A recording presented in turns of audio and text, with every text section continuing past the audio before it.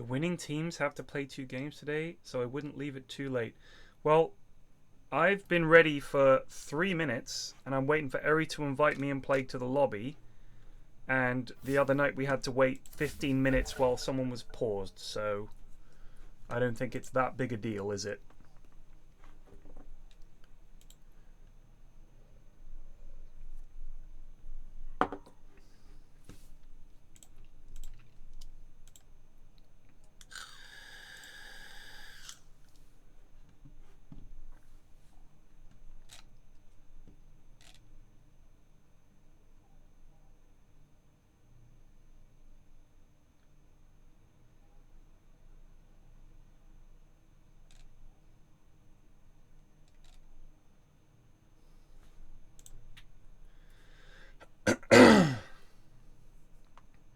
Honestly, if either team lets Primal or PA through, they should be excluded from the tournament.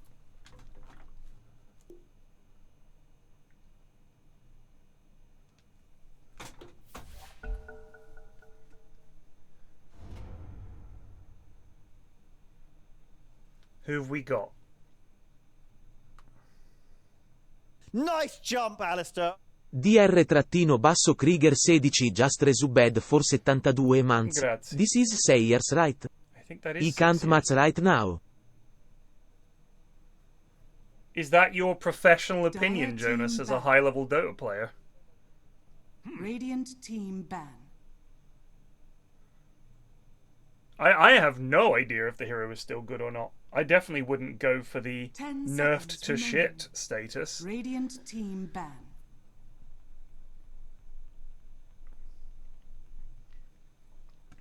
I noticed, so let's just review. The changes to PA are the blur vanish radius is 100 units more, which is fair. And the ag scepter cooldown rescaled from 10 seconds to 50% of the current cooldown, which is fine. And the ag scepter no longer increases vanish buffer. I don't know what that means. Chance of deadly focus decreased by 3%. So from 1 in 5 to 1 in 6, basically. Radiant team ban. But you're now saying Radiant team ban. that those 2 changes alone mean that the hero is now, quote unquote, dead. 3% change in her crit, and blur slightly nerfed.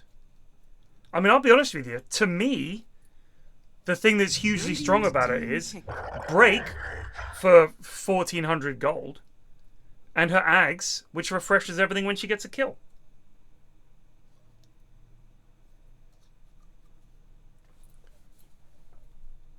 And if Primal has made it through, what is happening? 10 seconds remaining. Stop letting this hero through! Oh my god. 5 seconds So Plague is not remaining. with me because, of course, he's doing the drafting for Wogan's Wizards. Dire team ban. Apparently, he's happy to let Primal through. Did they change Primal at all? Primal Beast. Base damage bonus decreased from 6, 12, 18, 24 to 5, 10, 15, 20. So still pretty good. Dire team ban.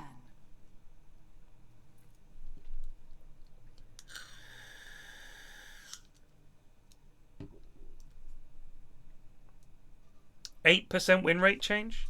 But I honestly, a lot of this stuff to me is 10 most seconds Dota is remaining. Goon Dota. And I honestly, I could imagine 5 an 8% seconds change remaining. because Blur was so ridiculous. But the hero is still strong. We'll see.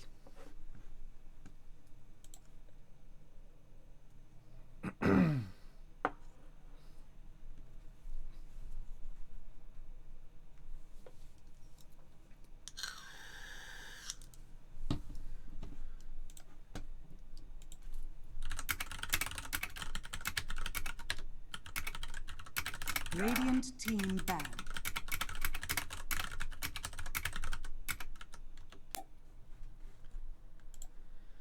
Cap is online.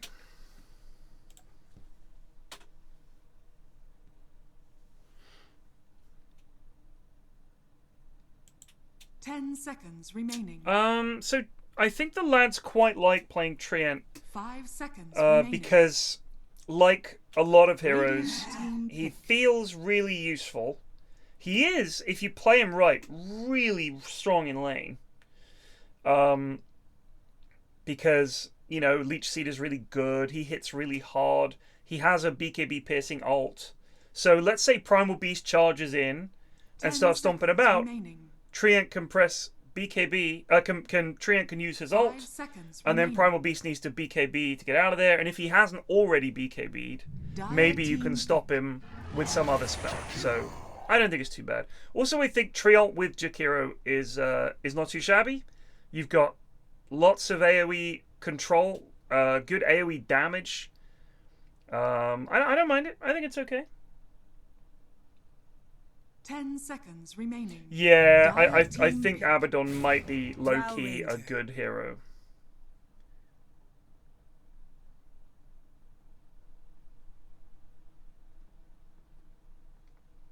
All of you guys theory crafting, there's no point. We got to wait until the pros and the high-level players get hold of these heroes to really 10 find out. seconds remaining. Are they still good? Are they busted? Is it just you change this, you change that? Like, 5 seconds it's not like they remaining. removed any of PA's spells. They just shifted them a little bit, which I think is fine. I mean, she's still capable of just fucking blowing people up, so.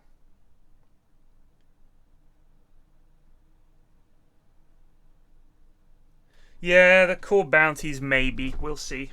I mean, again, a hero that I think I've seen pro players do extremely well. Radiant team pick. Disruptor.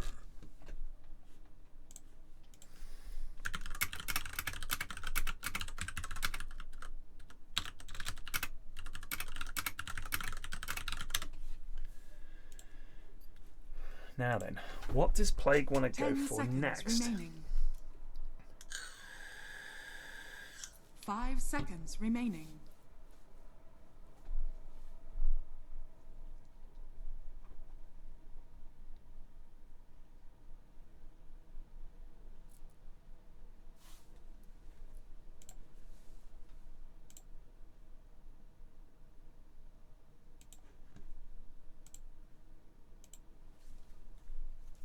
Radiant team pick. Geosnight.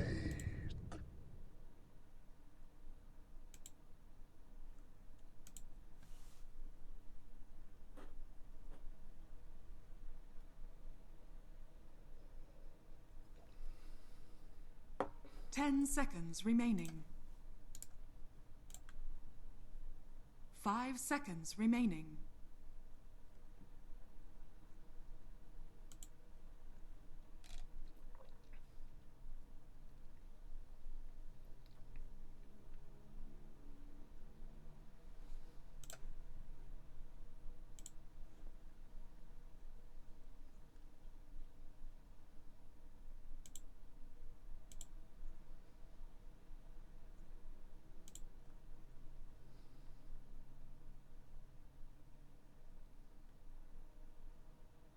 Dire team pick.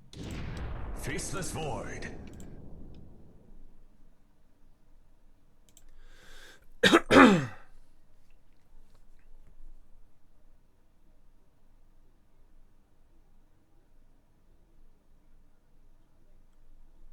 Ten seconds remaining. Oh, that is a good Dire mailbag team email. Admiral Concar.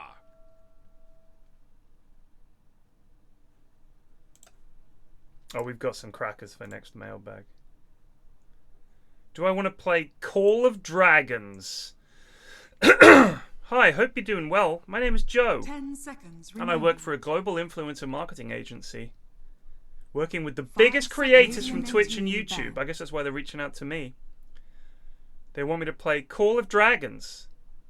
It's an MMO fantasy conquest game from the creators of Rise of Kingdoms. 14-day sponsorship. 2 hours of gameplay over the 14 days. What? 10 So seconds remaining. why not just say two hours of streaming? God, I just 5 delete these on seconds remaining. literally on off delete cooldown. They get deleted. Why are we rip frame rate?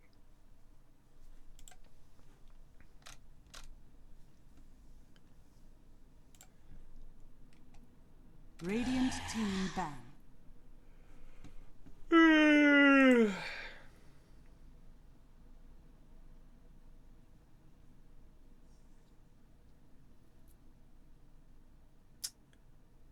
I don't know who the stand-ins are.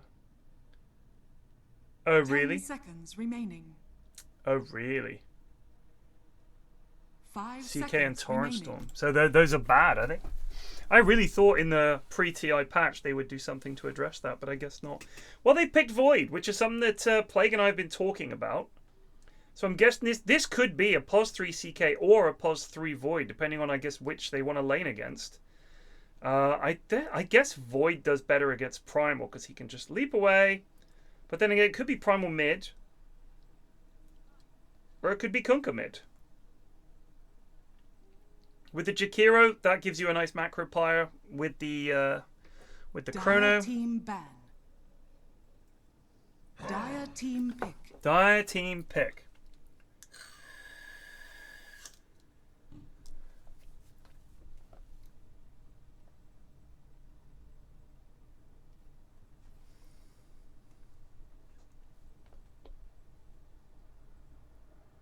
Ten seconds remaining.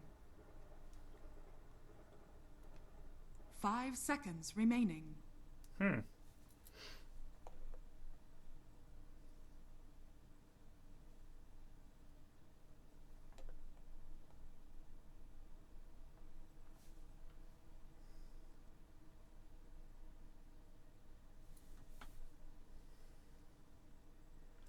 Lesh is good, but also I think I mean Lesh is good, yeah. Radiant team. We've seen some good performances from Lesh. Dark Willow, okay. So guessing I honestly couldn't call whether it's mid Kunkka or mid Primal. I think probably mid Kunkka, but I guess they can decide based on what Wogan's Wizards pick for mid. Because they're not going to run CK mid, that's very unlikely, and same with Void mid. 5 seconds Here comes the mid pick. What would I want to pick? OD. You may now select your heroes. Okay.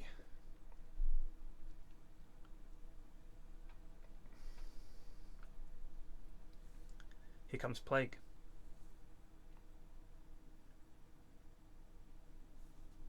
How is OD boring?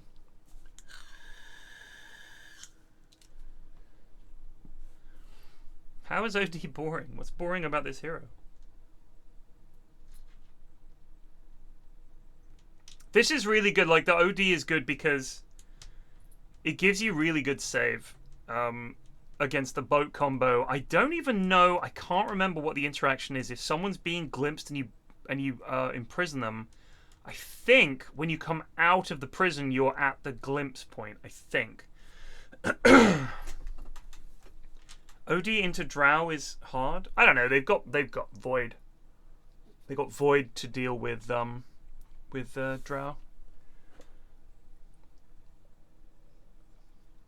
The rare Jido CK. I don't think I've ever seen this. Have they picked the wrong hero? Jido normally plays 5. So I think that I don't know. I feel like everybody's picked the wrong hero here. Is Tech Killer the stand-in? I don't know.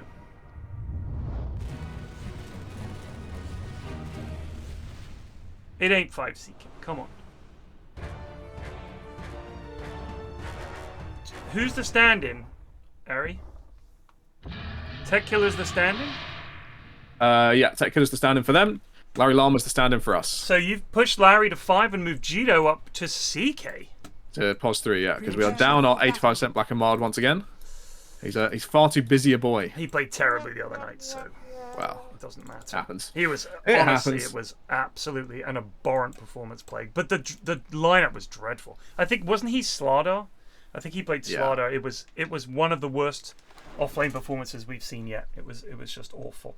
That's rough. It does happen. I think I was really hesitant over not banning Primal. I wasn't sure. I really thought they would take it first pick, but I was like, there's a chance they don't. There's a chance they go for like some of their other standard first pick heroes. I'm not happy having Primal in the game ever.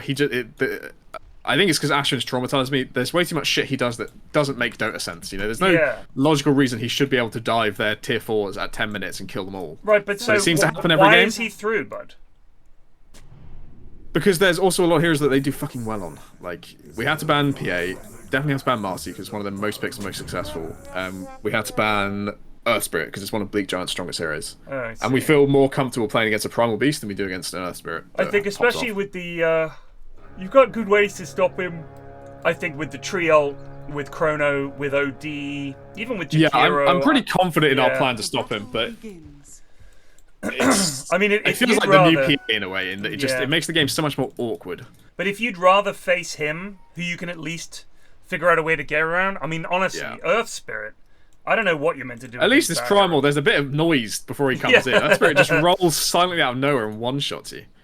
I think the biggest problem is going to be... I think this Void pick is going to be fantastic late game. I think he completely shuts down what Primal wants to do in most games. Right. But some of these lanes are going to be tough for this Void. So, what do you think about this Willow pick? Because some people were kind of asking what the deal is. Why do you think they've gone with Willow? I think she's quite good counter to Void in a way. In that if he doesn't get his BKB off, or if the team is trying to put damage into Chrono, she fears them all away. Right. And obviously she can survive Chrono with a W and things like that. But I think it was just a hero that LDC was comfortable on. Right. That they knew would do something. But at the same time, I think the last time we saw LDC Willow, he went Yule's Ags and achieved nothing. And terribly tilted Ashwin and myself. So I'm not... I definitely can imagine him having quite a good game with Ags and being an annoyance and sitting on high ground and defending it really well. I think the biggest thing right now is this CK lane top. I feel like CK should have an okay lane against Drow and then destroy her for most of the game. Yeah. But if I'm wrong about the lane, someone was saying OD into Drow, oof, like that's rough. But I don't think their job. I don't think OD's job is Drow. Like, I think OD's job is everything else. I wasn't quite sure why OD into... Oh, yeah, she's dead. Larry Lama just punching her. Yeah, she can't get out of position. Oh, dear. I'm guaranteeing that's Wogan's DC. Lag. Oh, so lag. Eri did say... So he didn't tell me I couldn't, but he said there's been a lot of Dozer bugs with Illusion heroes recently causing lag. Yeah. I doubt that was one of them, but we may get some frozen PCs when CK starts go. I did say... Probably don't build Ags this game, Gido, because it could break a lot of people's PCs, and I think the weakest PC in this game is Wogan, so we got to preserve our boys' frame rate. I don't know how old Wogan is, but I always, whenever I'm like, just get a good PC, I think when I was 21, 22, 23, my PC was a piece of absolute shit, because you're barely out of being a child, like you're still so young. I was definitely at one point thinking, oh, I could pick TB here, and that's the TB is literally the like ground zero for lag issues in Dota. PL and TB. You could have just picked them both and just broken. I could have.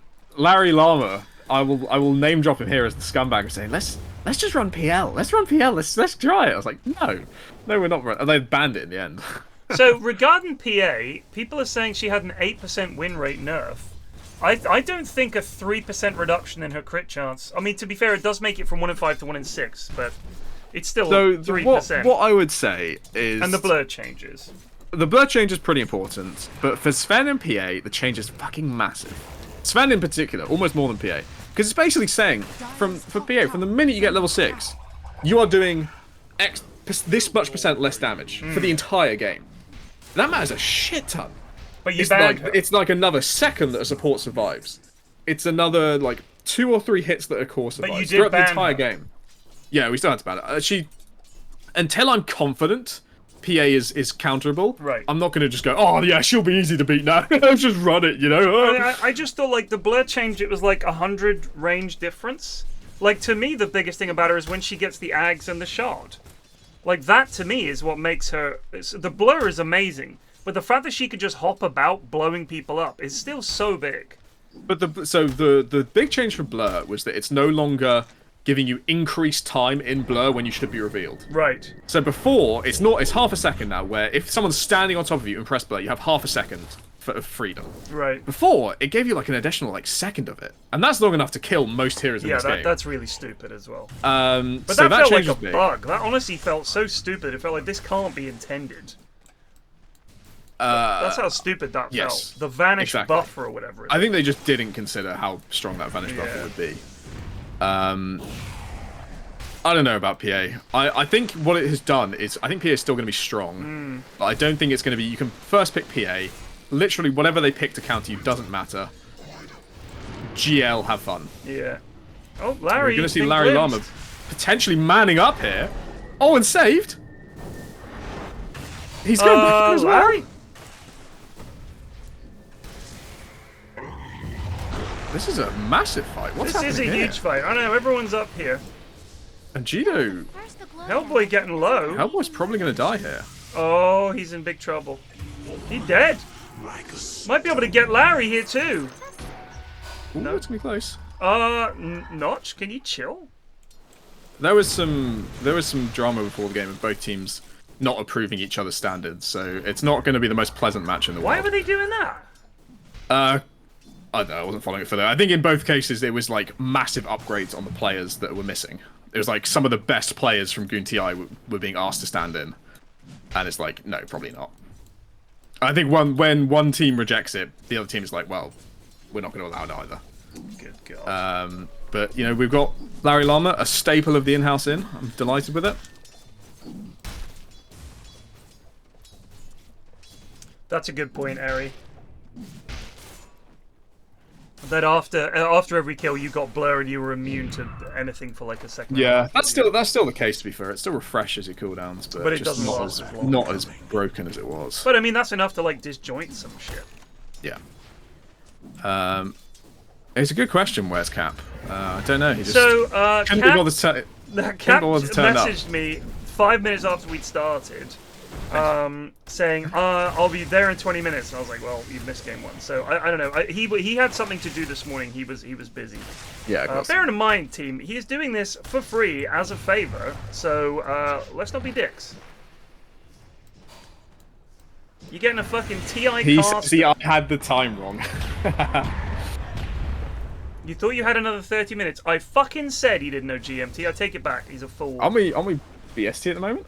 No, it's GMT. Is it? Yeah. Well, I don't know. I don't know the time either then. I think. It's 8 hours time difference between here and the West Coast.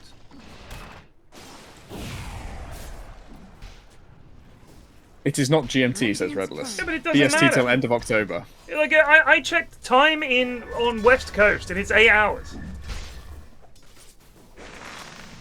Either way, hopefully Cap. I don't know if he's agreed to John's game too, but it'd be nice. Yes, he's going to be game 2 then. Perfect.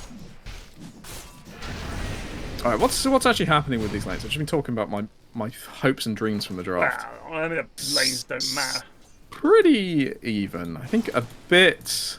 I mean, obviously, TPing top on Hellboy and dying is a bit of a fat L. No, GMT did not get superseded by UTC. The Americans tried that shit. It's GMT. Sorry, we invented time. Deal with it. Maybe we should rename it UTC so we're involved. Nope, shut up. Oh, the X! Oh, the ice they path! missed up in every single way. Now he's going back in for the kill. Oh, this is hilarious. Oh, that's some plays. But now, are they going for both and getting neither? Yeah, they're getting neither. There's the glimpse. They Oh, get they primal. get Alright, tech that's killer. hype.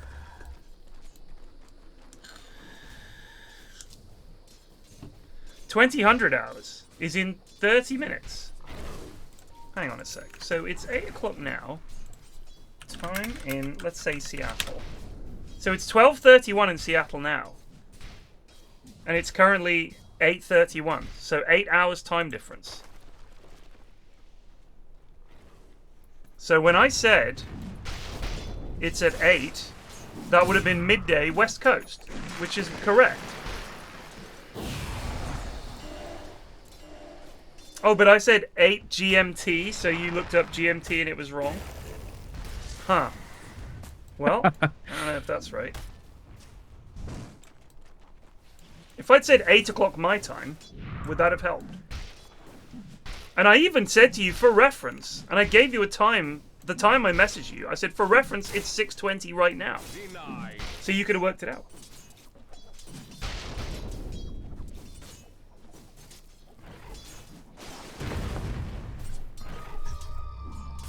I'm aboard getting rid of daylight savings time, to be honest. Yeah, it's silly. It's an hour that doesn't make a goddamn difference except to people trying to get up in the morning.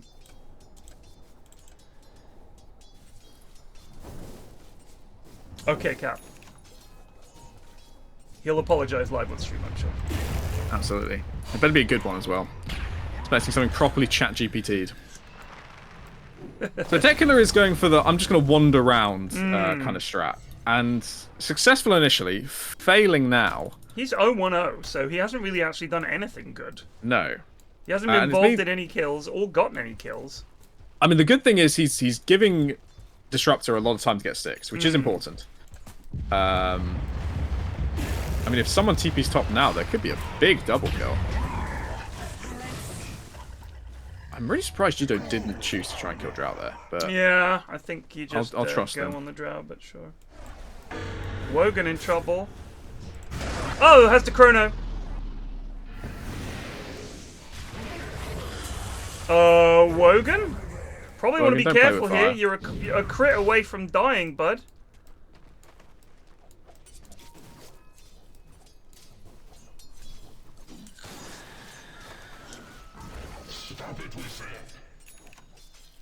Very brave of him to go back in here, because he's taking a fair chunk of damage. As I understand, it wasn't even anything to do with farming anyway. I think it's a myth. Oh dear. Oh dear. Dire's top And tower here comes Tech Killer again. Your bot lane is not very poggers, sir. Well, the last hit's is good though. Oh, why didn't Tech Killer grab him? Not sure. I think he knows he's going to get the kill with the haste anyway. Or maybe not. Oh, they cancelled their TP! No, he got glimpsed to cancel it. Oh, that's unfortunate. I think Wogan's fine though, right? Oh no, he's still got the haste ring. God, that lasts a while. Keep running, It's Wogan. down now. He's got his Q. He's Yeah. not going to commit. Yeah. And now Bleak's there. They're being hunted. Oh, get him. Oh, nice catch, That's a Larry! nice Q. Can you walk up high grounds with that? No, you can't. So Tech Killer's going to sacrifice his life for Kunkka. That's Which, given their relative states in this game, is probably correct, actually. yeah.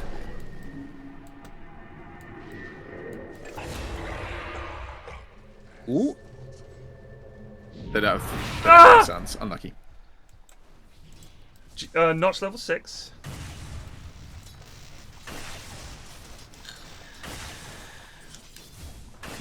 Yeah, that's the big one, honestly. Notch has been given a lot of time mids. Disruptor getting a lot of farm in this game could be important. Gets a Philly Stone and gets quite a quick Ags will be brutal. Though we do have relatively good save for people who are caught in Static Storm. As long as Hellboy is there with an Astral. Oh, they're going for the gate play. And they're hunting down Eagle. He's actually... I think they had they had the Watcher to see him. And there's some glimpses. Oh, what a lovely ice path! Okay. We're just tossing out spells willy-nilly today, team. Nice body blocks from Notch. Doesn't have mana for his still ult. catch Eagle, though.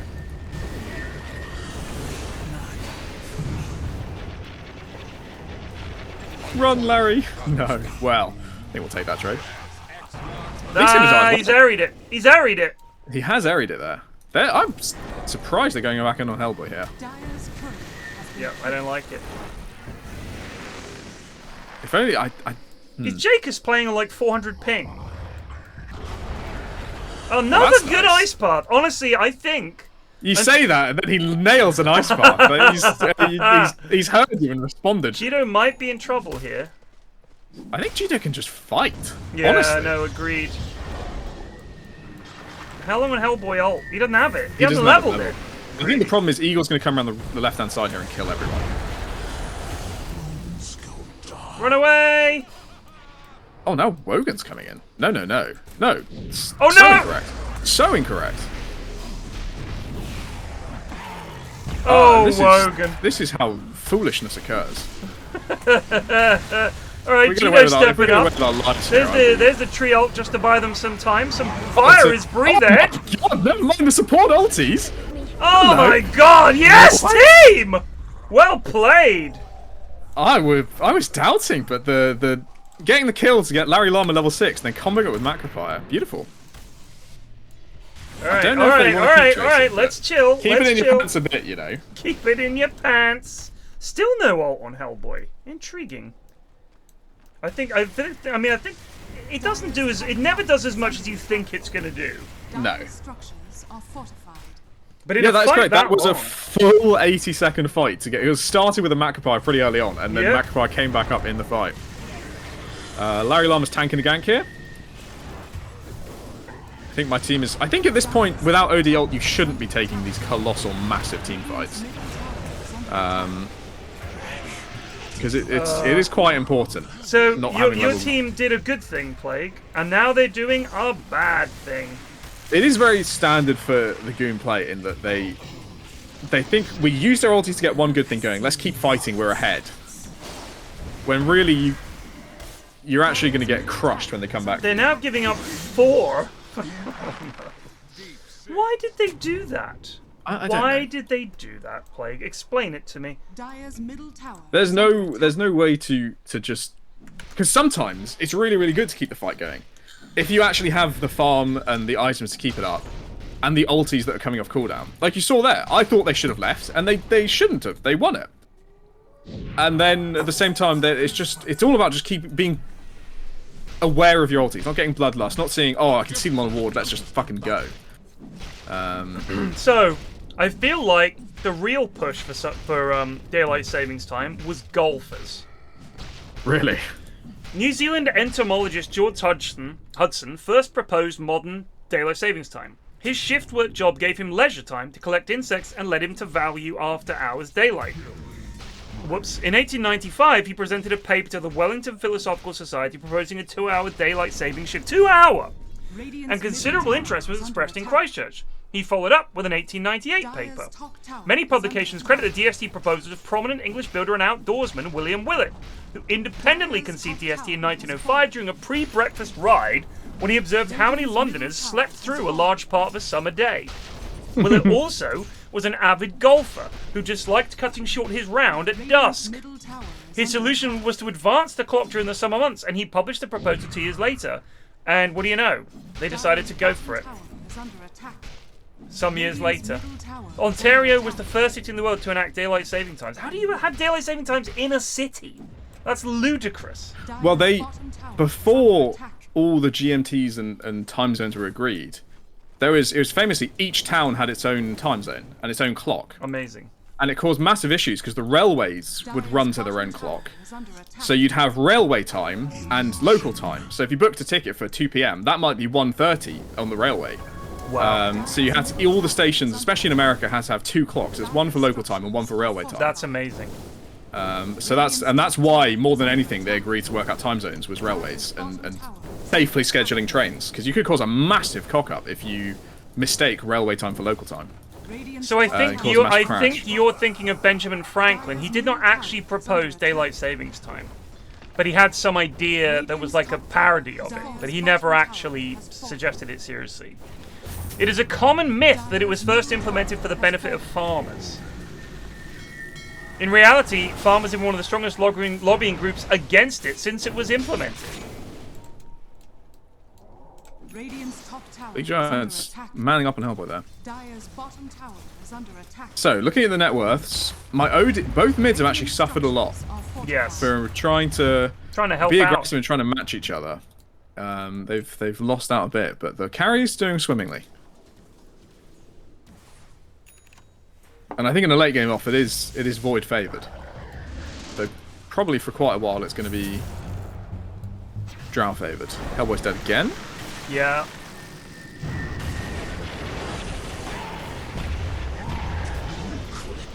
Why are they just taking all these shit fights? I feel like this is just they're getting caught out by wards plus glimpse. So they're being very aggressive with good aggressive wards, and X and glimpse is making it hard, especially because they're catching Hellboy all the time with them, so he can't be there to save.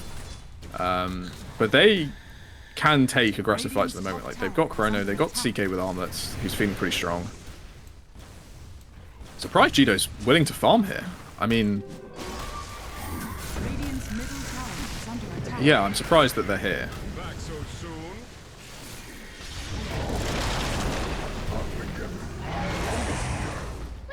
There's going to be a lot of damage to Drow. Could be but it. No, Drow escapeth. Oh, that just was gets away. jolly unlucky. It was from jolly that one. close. Chrono catches 2. Nowhere for this lad to run either. Nice, 3 kills. The billionaires. There's going to be some more. This is gorgeous. This is going well. Some good comeback fights. Yeah. I just wish Wogan that- ultra kill. That's massive. It is good. I just they're not Nom, nom, nom, taken, nom, they're nom. not intentional fights, you know. Yes. They're not. It's sort of. I mean, There's you no call it a plan. plague death, really. What Jido was doing there. Camera must have been like way off to the side of the map, just hitting ancients. Kunko walks past them. Neither of them see each other for a bit, and someone goes, "Wait, there's a CK there." Still, it's looking successful for Wogan. And this is what we wanted. Like, I was worried CK and OD would have Void would have a bad start, and CK and OD would have to do the heavy lifting for a while. So, The other way around. I mean, CK and OD have done nothing, and Yeah. Wogan's doing everything. Void, I mean, he's 5-0-2. I feel like he's doing it right in that he turns up when he has Chrono. That one Yeah. fight he took where it felt like he probably shouldn't have been there, he left. And he hasn't died yet, so he's got a lot of farming items. He's going to get a BKB next. I don't mind that when you have the potential in this fight. Like, you've got too much that you basically need the BKB for. You've got Yeah. Disruptor, you've got Willow, you've got Torrents, you've got, I think Primal might even be able to pick you up if he's outside the Chrono and clobber you, so you need this BKB, and at least just hope rest of team will do enough damage for the early Chronos, and then you can worry about it later. Yeah. I do think. I mean, I quite like this Tree, Jakira, and Void thing. Feels like there's a lot of setup for Macropie. It's not all on Wogan to like have the good fight. There are others who can lay down some. I think this Jakira is one of the most important parts of this draft. To be No, honest, I trying think to you're right. stop. Because Primal's not going to BKB build, so if these ice paths are on point and Jake holds his head, Yeah. could be very important for stopping him. But they're gonna catch Wogod here. No support for Bleak Giant, but he's gonna bully him a bit. Bit of an airy torrent. A little bit of an airy torrent. Bleak's missed a fair few, we'll put it that way. So they took a tier 2, and they gave up a tier 1, I believe. They did, yeah. So that's a good trade for Wogan's Wizards. For the billionaires, this Drow, she's not inconsequentially fat. Let's switch to net worth. She's actually about 1,300 behind Void, but he does have a Midas. She's still Drow. She is still a Drow. The thing She's is, still a Drow. can, with just basically the Drow hitting buildings, can they push past what they've got in terms of the potential for being jumped and the heals from Larry Llama when the time comes? He's max living armor, so bonus armor of 10 on the towers. I think they can defend quite a few of these buildings. 26 armor. Does Drow punch through building armor as well with her marksmanship? No, she doesn't proc on buildings, I don't believe. I mean, Eagle is one of his best heroes is Drow. He's a very good Drow player. I'm a bit surprised he went Hurricane Pike before Axe game, because in my head the normal build is you go Dragon Lance, then you disassemble the Dragon Lance to build Axe, and then you go back and rebuild it with Pike, because the Axe is such a crazy amount of damage. Big jump, yeah. But this is a very good Roche, so they're going to get Roche on Eagle, and he's going to have Axe, Hurricane Pike at about the same time. Could be a very big timing for them. But at the same time, net worths across the board are all pretty even. You know, we've now got Blink on Jido, so that initiation to burst Drow is much stronger, right? Like the Blink, you can ulti in advance, Blink in, pull her back, and all your seriously, illusions she go can, there, you can one-shot something like a Drow. What they don't want is this. He has BKB. He So I does, doubt it's but going to go him, but the Glimpse might have to force it. Oh, it's interesting. wow. That Glimpse Oh, it's because he'd been there. Oh shit! They're gonna get tech killer. They do. The silence is on 2. That's not too shabby. Here comes Larry Llama with the ulti. Larry with an ult around the back. CK going in. The disarm on Wogan pops the BKB. Doesn't want to use his ult just yet. They're gonna get Eagle. Bleak is very low. They're giving him a clickety clonk. There's the Chronosphere. He's caught her in it. There she is. He's caught the drow. Meanwhile, in the back line, Notch being kept out of it. Eagle, he's up Nice close. dodge. Up close. Doesn't want this. 4 dead. Wow. Fantastic fight. So they defended the tier 2, which is something that normally is the goons' downfall. They did it, and it bloody worked, Play. It did bloody work. So for a start, they had wards set up in advance. So Lamry Llama's been scumming around the place, dropping neat little observer wards. And it saw a lot of what they were doing on this up here with the Disruptor and Tech Killer ready to go. And I think probably just an overextension, overchase on Wogan. I mean, we didn't realise that glimpse would be terrible. Right. So they definitely didn't. So I can fully understand why they did it, because I was like, oh shit, he's going to have to BKB this. But Wogan held his nerve, and it was a piddly little glimpse. So it was because he'd been there, the X brought him back. Yes, I But agree. then when the glimpse went through, it was like, well, this is where he was 4 seconds ago, so... How busted would it be if you could see prior to... If you moused over them with glimpse, it showed where they would end up. That would be so busted. I would say that's genuinely, I'll be one of those people saying they've made the game too easy. Yeah, no, I agree. That would be silly. Part of a lot of these spells... I put up with the stun bars.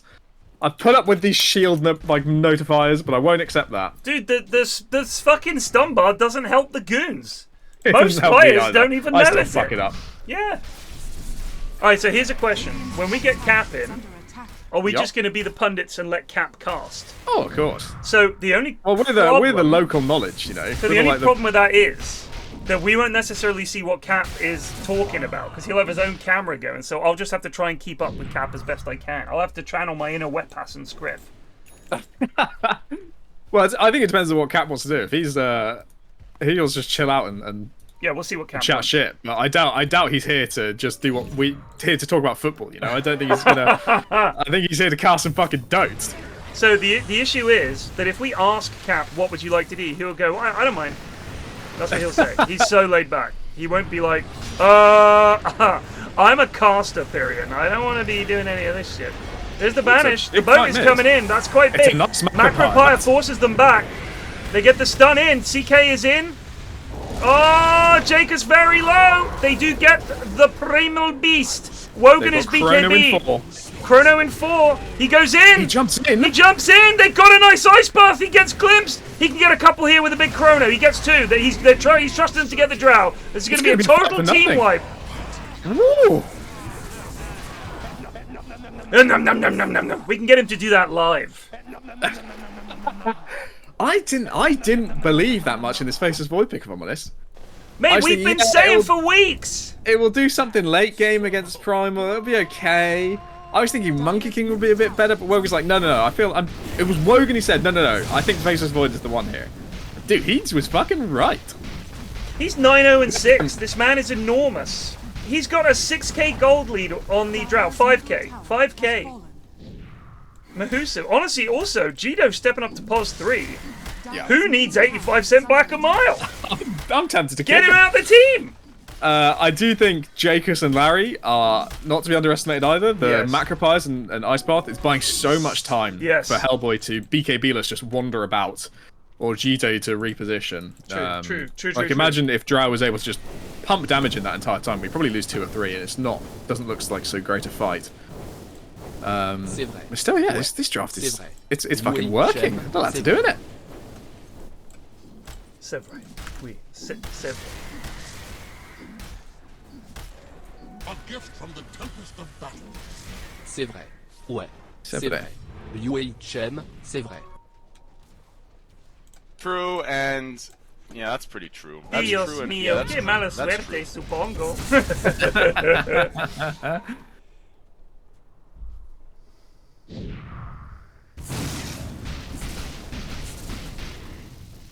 I wonder what please lads cast your spells is in Spanish. Jonas, if you're there, can you let me know what please lads cast your spells is Por favor, on senor. Espanol?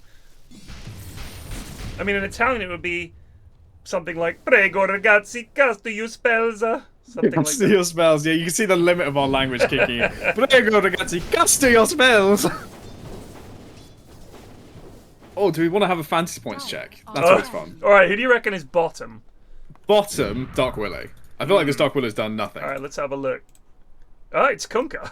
Kunkka? Yeah. I feel like Then he's been Willow. a bit of a pain, at But least. then Jito is third from bottom. It doesn't make sense.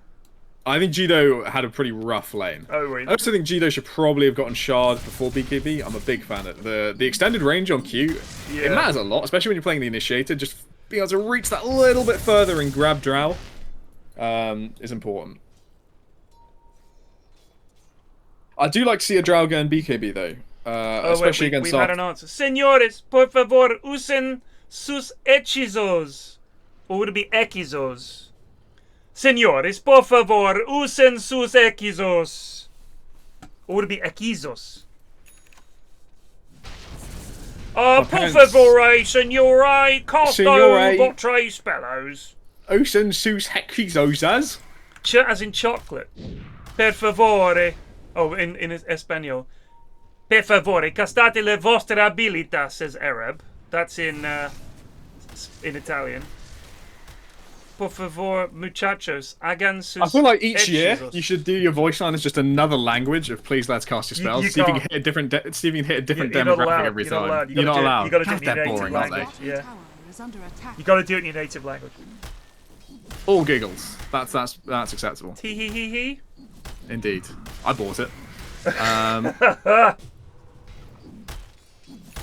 Or with a million other people.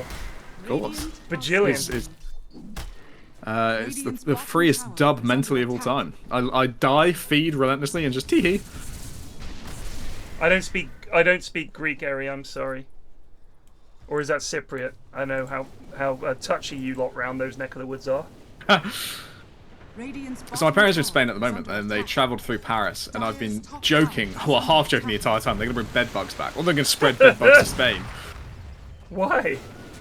Haven't you seen the news articles? Paris is, quotation marks, overrun with bedbugs at the moment. They're apparently Really? crawling all over like the public transport. There's bedbugs just crawling everywhere. No way! It's like a citywide pandemic of bedbugs. Paris bedbugs. And people are really worried it's going to come to London, because obviously Eurostar's running all the Oh time. no. Plenty of traffic, London to Paris. And Paris France's to London. government is working hard to contain a national panic over bedbugs as Parisian Exactly. schools become the latest building hit by a reported infestation. I mean, I'm half joking when I talk to my parents, but I'm seriously quite worried that there's going to be some creepy crawlies coming. Entomologists and health experts have warned that although there has been an undoubted surge, and not just in France, many recent sightings are false, and there is a risk of unwarranted hysteria. I'm hysterical right now. I don't believe them at all. This is terrifying. Nicholas, This is scary. This is genuinely scarier than COVID for me. I was fine with coughing, but this bugs, get them out. Nicolas Roux de Bézieux, creator of the pest control website badbugs.france, says in 3 out of 4 calls he gets from concerned homeowners, their problems turn out not to have been caused by bedbugs. Panic over, as far as I'm concerned. We're sorted then. A French lad said it's not true. Ergo, ce n'est pas vrai, c'est faux. Can I just say, by the way, I don't know what my supports are doing right now. All 3 cores are in Roche, and Jake's standing by their Tormentor, and I think Larry was warding their hill by the tier 2. What are you doing? What they're doing is, if they get bumped into there, Plague, I thought you were a fan of the smoke break. This is the not gank that much break. of a smoke break. This It's is got to the be a gank smoke break break. you can collapse, you can do things with. No, but no. the aggressive feeding. No, monsieur. No. Wait. By the way, Separate. Jake already at Ags. This Macropyre is fucking if they get a big crazy chrono strong. off, that's going to be a lot of damage. I think a big question for this game is, will Radiant go high ground before Drow has BKB finished? Because they could, I mean, if they're feeling confident, Aegis Cheese, BKB's ready, they could just go now. I think they go now. 1,000 gold to go on Yeah. Drow. Primal doesn't have a BKB. Drow doesn't have a BKB. Kunkka has a BKB, but who cares? Kunkka is rock bottom of the points. Just get up there. Yeah. The issue they're Well, going to here we go. have is it's basically, I think, they all have to kind of group up around this building. Here goes the tidal wave. Jido is So going to the die. axe damage is no joke. Oh, they're Oh, going hello. to That is a dead Drow. That is is a dead almost a Drow. dead Willow. Void can't quite get Notch. I think this is going to be the end of Wogan's Aegis, but it was a hell of a jump. He almost kills Bleak. Oh, wow. Wow. They got 3. There we go. This That has might been be a game over. dominant performance. Structures are fortified.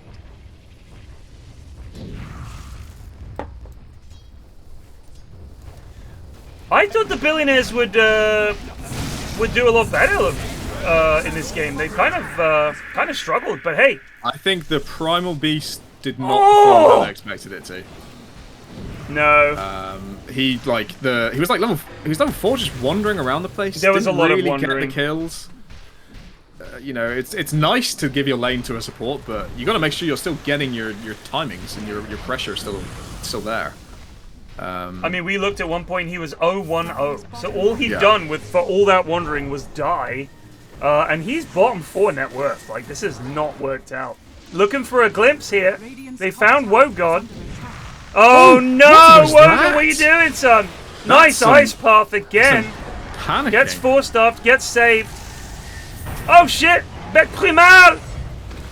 Well, they No! sacked Jacobs into the bargain, Alright, but that's fair. for what that was, a perilous They didn't escape. get the melee. They didn't get the melee. No. They actually don't have that much building damage at the moment, No, to be they honest. But if Jido could pop ulti for it, then they do, but... Why didn't Just Jido avoid pop them. ulti for it, do you think? Because they popped it for the fight, I presume. Ah, I and see. in fairness, there's a lot of things that just kill the CK illusions this game. But going AC, so gonna step up on that front. Wow, Wogan is going to finish this game fast. Going straight refresher. Well, he's So got. fuck- I mean, he's Fuck fucking Drow's huge. BKB. Yeah, Dude's fuck got Drow's BKB. Yeah, exactly. Just, I mean, I think with how much damage he does, he pops an ulti with the BKB, he gets 2 kills.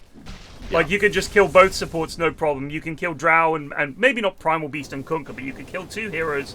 Other than those 2, in a chrono, pops the extra one and gets a 3rd. Like, if his chronos get 3 cores, I mean, jeez, that's enormous. And if he gets the miracle 5-man chronosphere, they've got tons of damage outside of it. OD clicking and clocking. You got Jakiro, panting and painting. You got Tree, slumping and crumping. You got it all. I feel like all those sound effects were really accurate. I don't know why. It's just that was exactly what they do.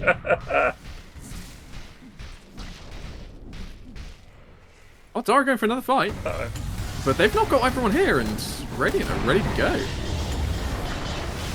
Lots of BKBs coming out. There goes Tech Killer's life. Wogan on the back line. He only catches Kunkka. How is that Kunkka in there? His heel is caught in that and he's frozen in time. Yeah, That's that's horrifying. insane. Radiant's All I right. can imagine if this was real life. He's only his foot is stuck in there. He's desperately struggling with everything else, but his foot is stuck in time. See, now, if you couldn't move, but you could still cast spells, because only your leg is frozen. Yeah, I think that would be they Yeah. have hitboxes, proper hitboxes. Whichever part So- of you is in the chronosphere is frozen in time, but the rest of you is not. Do you think if like the boat lands on your arm from Kunkka, it like traps one hand under the boat, but you can still fight with the other? Yeah. How funny would it be, do you think, to have a game like this? Oh shit. Well, that's Eagle pop BKB. They're gonna get a kill here. It's a pretty successful That disruptor. is a ult, though. very nice disruptor ult. That's a definitely dead for Wogan. And Jacobs is probably gonna be next. Attempted save. Willow in. Good luck, Jake. Well, that's a high ground hold. Yeah. Here we go. Here it comes. They're gonna Oh, kill no. 4 or 5 here potentially. Oh Jesus! Now Hellboy's killed himself as well. Oh wowzers! Oh, they're all so low. That's a disaster for Wogan's warriors, wizards, wonders, Wogan's weirdos. weirdos. top barracks are under The BKB, like I said, it was going to be a race to can we shut this game down before Drow BKB comes online. And yeah, nice little cute jump from Wogan to force the BKB, but jumps back into Disruptor ulti and gets destroyed. Yeah. Well, that was a big old swingamadoodle. Win probability dropped a full 13%. No, more than that. 20% played. 20%. It was a lot of money for Drow. Trenta percenter. He said, I don't like it, but I'll live with it. With it, yeah.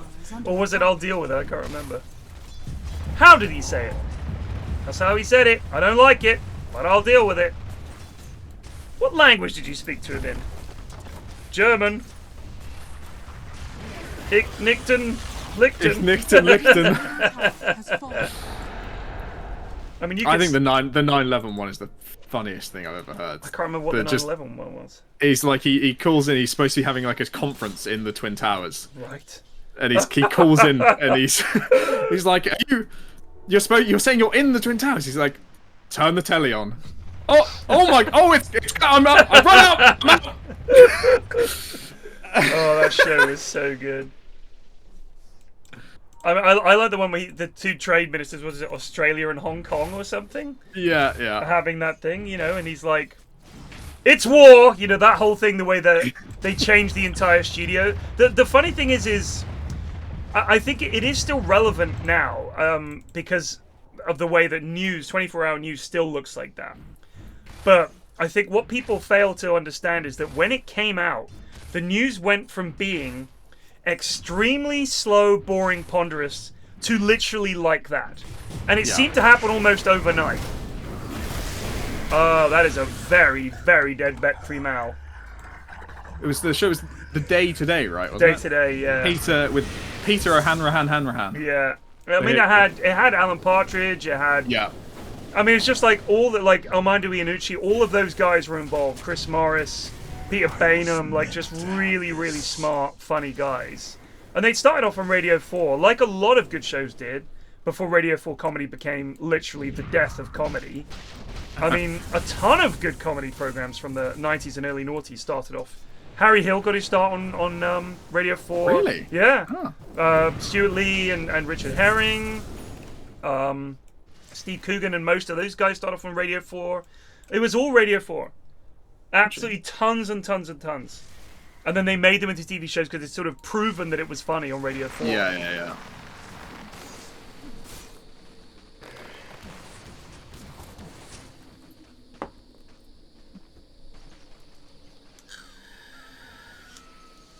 All right. Well, what breaches high ground? I think.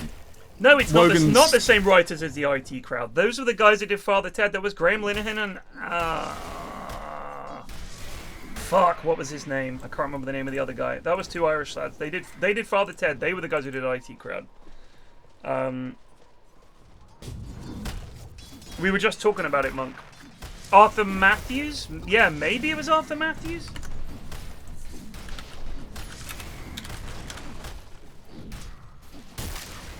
Yeah, it was. Yeah. They were in the best Alan Partridge series was the one where he was at the Travel Lodge. That was my favorite. Not my words, Lynn. The words of Top Gear magazine. I mean, that's just to show that me and my mates just quote constantly. It's just one of those things. Like The Simpsons. That era, honestly, I mean, there's a lot of really good comedy around now, but I also find, like, that era was just so good. The 90s comedy was just amazing. We were blessed. Oh, we finally sent you a video of Bo Miles, didn't we? Ashman finally sent it. Loved it. I knew what that would be a your kind lovely of content. guy. He's what so a nice. lovely guy. He's so sweet with his daughter, and I was just like, this is magic. Like he's one of the few Australians who I can stand hearing talk. There's a really lovely video because like a mile with May. He just basically he's got like a little mile square block around his place, and rather than doing a big adventure, he just has an adventure at her speed. Yeah, he finds all the interesting, fun little things you can do in your little area with a baby. Oh, it's so honestly, sweet. That's the beauty of having kids is that, and he put it so well in the video. He said that when he's out with her, I know it seems really cliche and it's not a new thing, but the way he put it was really sweet. It was the kind of thing that you've heard about it, but until you felt it, it's just like it's not real. Which is that you genuinely experience things through their eyes, and it's not just like you get to see the same stuff again. You see things that you hadn't noticed. Like kids are like, "What is that up there?" And you're like, "Oh, I don't know. I've walked past that 1,000 times. I hadn't noticed it because." As an adult, your mind's on other things. Kids are just eyes open and ears open all the time. Here we go. Trio doesn't catch anyone. What was that? In goes the Chronosphere. Oh, Madon, that's a dead drow. It's going to be a buyback. Wogan is going a little deep here. So deep. Oh, he's so deep. Why is he so? He does have Aegis. Oh, they get the Primal Beast. They get the Primal Beast. Only doing some clicking and clonking. They're going to get him. He's very close to death. Get saved! Oh, nice. Get saved! Willow next to fall. Down she goes. No, she's still alive. They're going to get the drow. Pops the BKB. Cheeto can't get her. Can they get the buildings? They're going to get the buildings. They're going to get back. OD in big OD's trouble. Nice force stuff. That's under. big. Wogan goes in. Gets a kill. And they're going to get the drow. That's a dieback. 110. Yes. Oh, God, we're going to play the against glimpse. to win this. The glimpse. Wogan in They all big tip trouble. Eagle. Another save. God. They're all tipping Eagle. And they GG, well call it. played. Right. Dire's We're in for game 3. Good God. Well, Wogan's Warriors, Wizards, Winter Wonderlands are in for game 3. Storming Eagle, the ancient 4-player who many said should not be in the tournament, has crashed out in the lower bracket. Radiant victory. Woo! MVP Well, for you? MVP, it's probably has to be Wogan. Probably Like, has to be clearly. Wogan. Did he die? He did die once, right? He died once with a little bit of overextension, but he really pushed the limits of Void Gap game, and He it did. fucking paid off. He Right, did. I'm gonna go with my team. Do it. I'll see you for game 2. I'll get Cap in here. Cap, if you're still watching, jump into the comfy sofa or light work, and we'll get you in the next game. So Wogan MVP, 12-1 and 12. I also want to say I think Hellboy played quite well once the fight started going. And honestly, Larry and Jake set up a lot of stuff with some nice ice paths and stuff like that. So well done to them.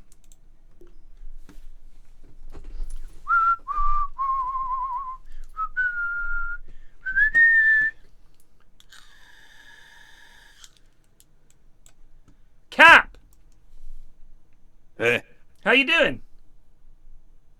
good. I'm tired. When did you wake up? I'm Oh, he's muted himself. sorry. I'm physically tired. I did exercise this morning. Oh, I so. see. Thank you for joining us for game 2. Apologies, I forgot that GMT and BST were different things. I just kind of... Yeah, it's okay. That's okay. I just wanted to make sure it wasn't my fault. No, it was that not your fault. You were Yeah. that you were waiting for me. I'm fine to blame, daylight savings Yeah, time. yeah, it was. I mean, it's That's just it's a fucking bullshit concept. Because I know that you guys are not on it anymore and we are, or something like that. And when I said GMT, Yeah, I some just shit. kind of meant UK time, but I should have said, I should have just said my time instead of GMT. Because of course you look up GMT and it's like out. I think if you Google GMT and it's not GMT, it should just say, "Don't be silly, they're on BST right now." That's what Google should do. That's what Yeah, Google should do. I think I put it to like Pacific summertime, and I think it automatically made it Pacific time or something. I see, So I see. yeah, it should do something like that. You're right. The US is still in daylight savings until November.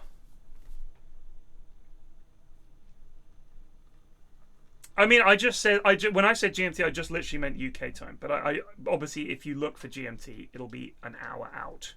So Cap thought he had an extra hour for this vital event that he Yes, definitely very doesn't want important. to miss. Very important.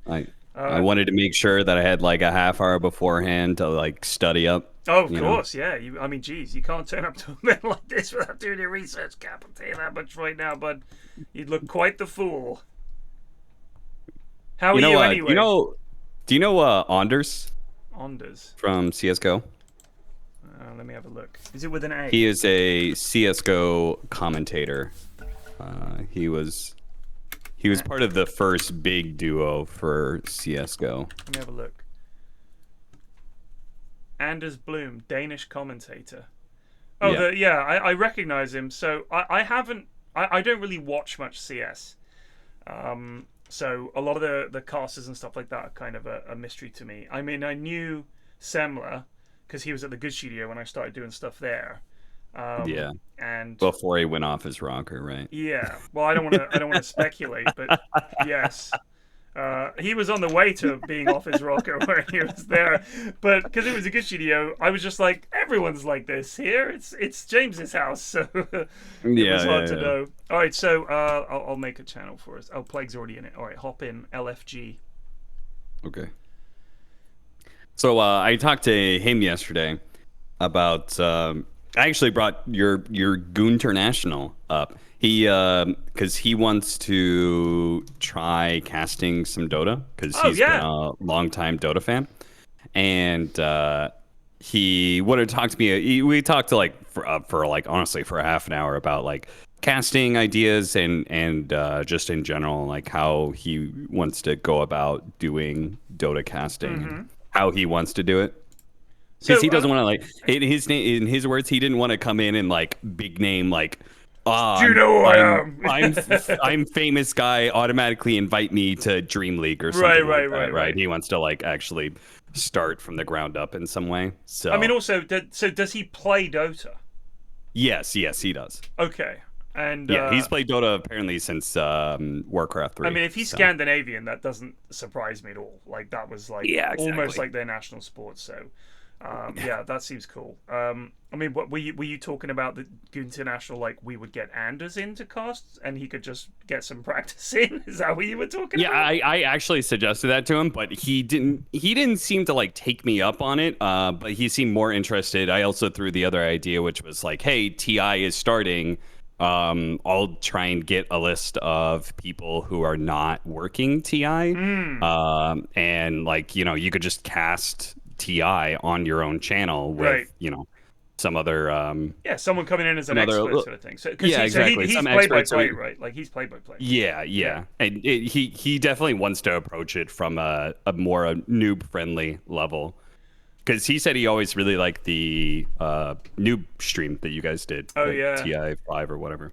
Well, I'm sure he liked the noob stream that Shannon and Kevin did. The one with me, Will, and Shane was a mess. So I don't know about that. But yeah, that was... I was always kind of surprised they never brought that back. A lot of people say to me they really loved doing the noobs. They loved the noob stream. But yeah, it's a shame.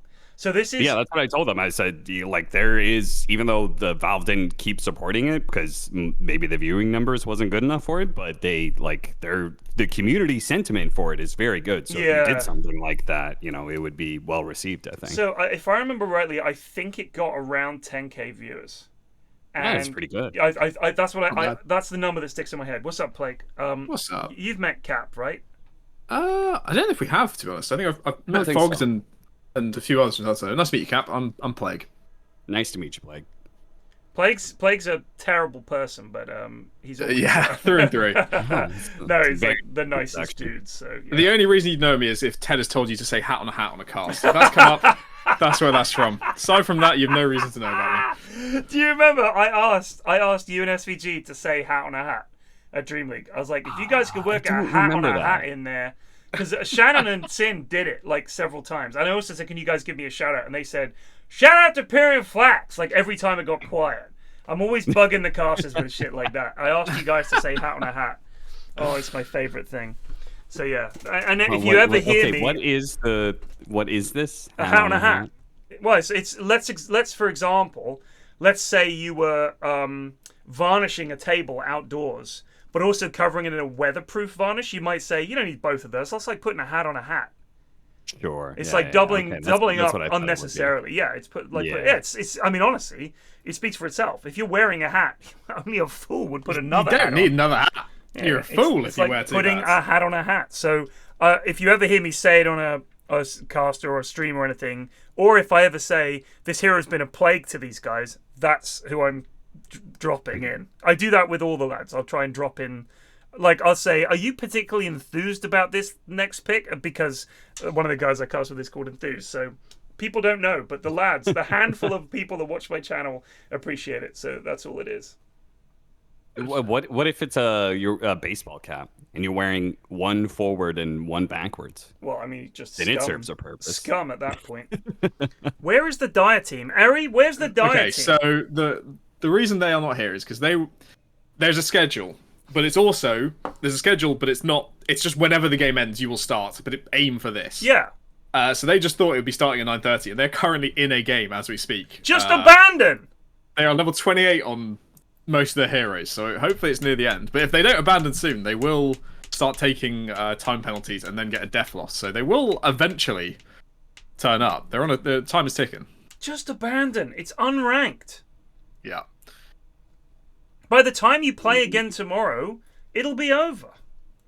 Shocking. It's a good point. You don't want to take a time penalty in these drafts. It's very important to come up with the correct strategy.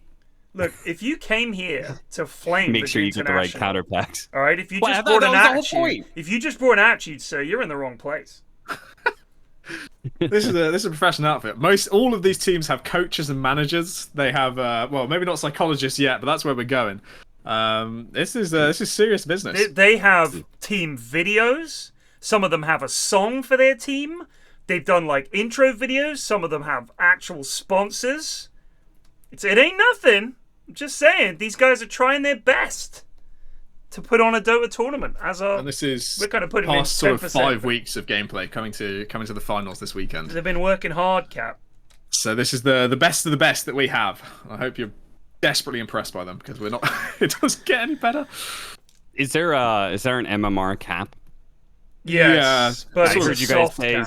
somebody said like one of the guys from the last team. People argued he shouldn't be in the tournament or something. Yes, He that got was, Glickoed up to Ancient 4, which was but ridiculous. He's so objectively not Ancient 4 that he was grandfathered back in, allowed in. I think the highest you typically go is sort of mid legends. Yeah, We'll be but pushing generally they're below that, I'd say. Archons and down is the bulk of the lads, I'd say.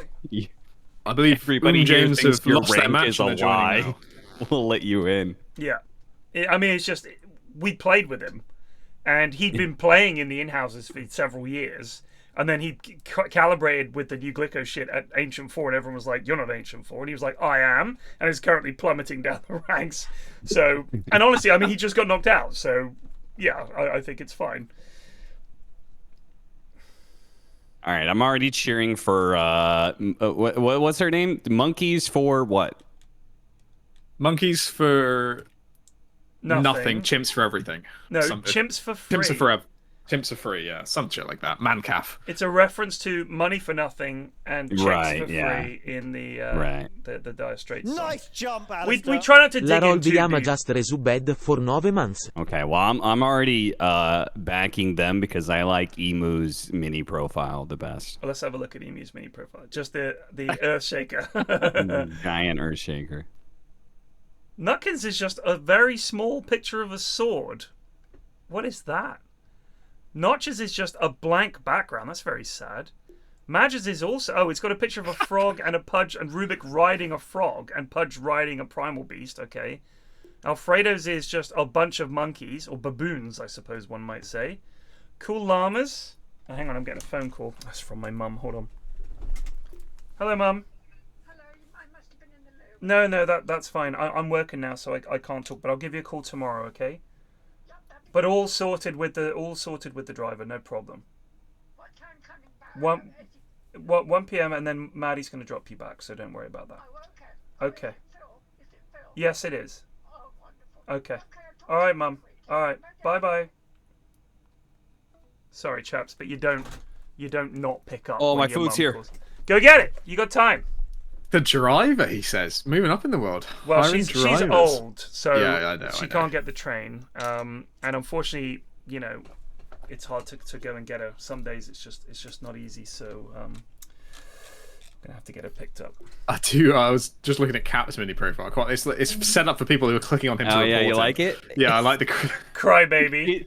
It's specifically, it's actually Ted for Slacks. I made it specifically for Slacks. So next time I party queue with Slacks and he does one of his passive aggressive comments, I'm gonna be Slacks. Go look at my mini profile. Okay. He is this so funny, Cap. I don't know if he does this to you when you talk to him. Yeah, I'm a changed man, buddy. I'm changed man. Yeah, it's all PMA positive. You're like, no, you're not. I watched your stream the other night. And he just goes like, oh, I guess we're gonna fucking buy Vanguard first item on Drow. Okay, all right, what the fuck ever, fucking idiot. That's it. I'm sorry, I thought we were defending that tower.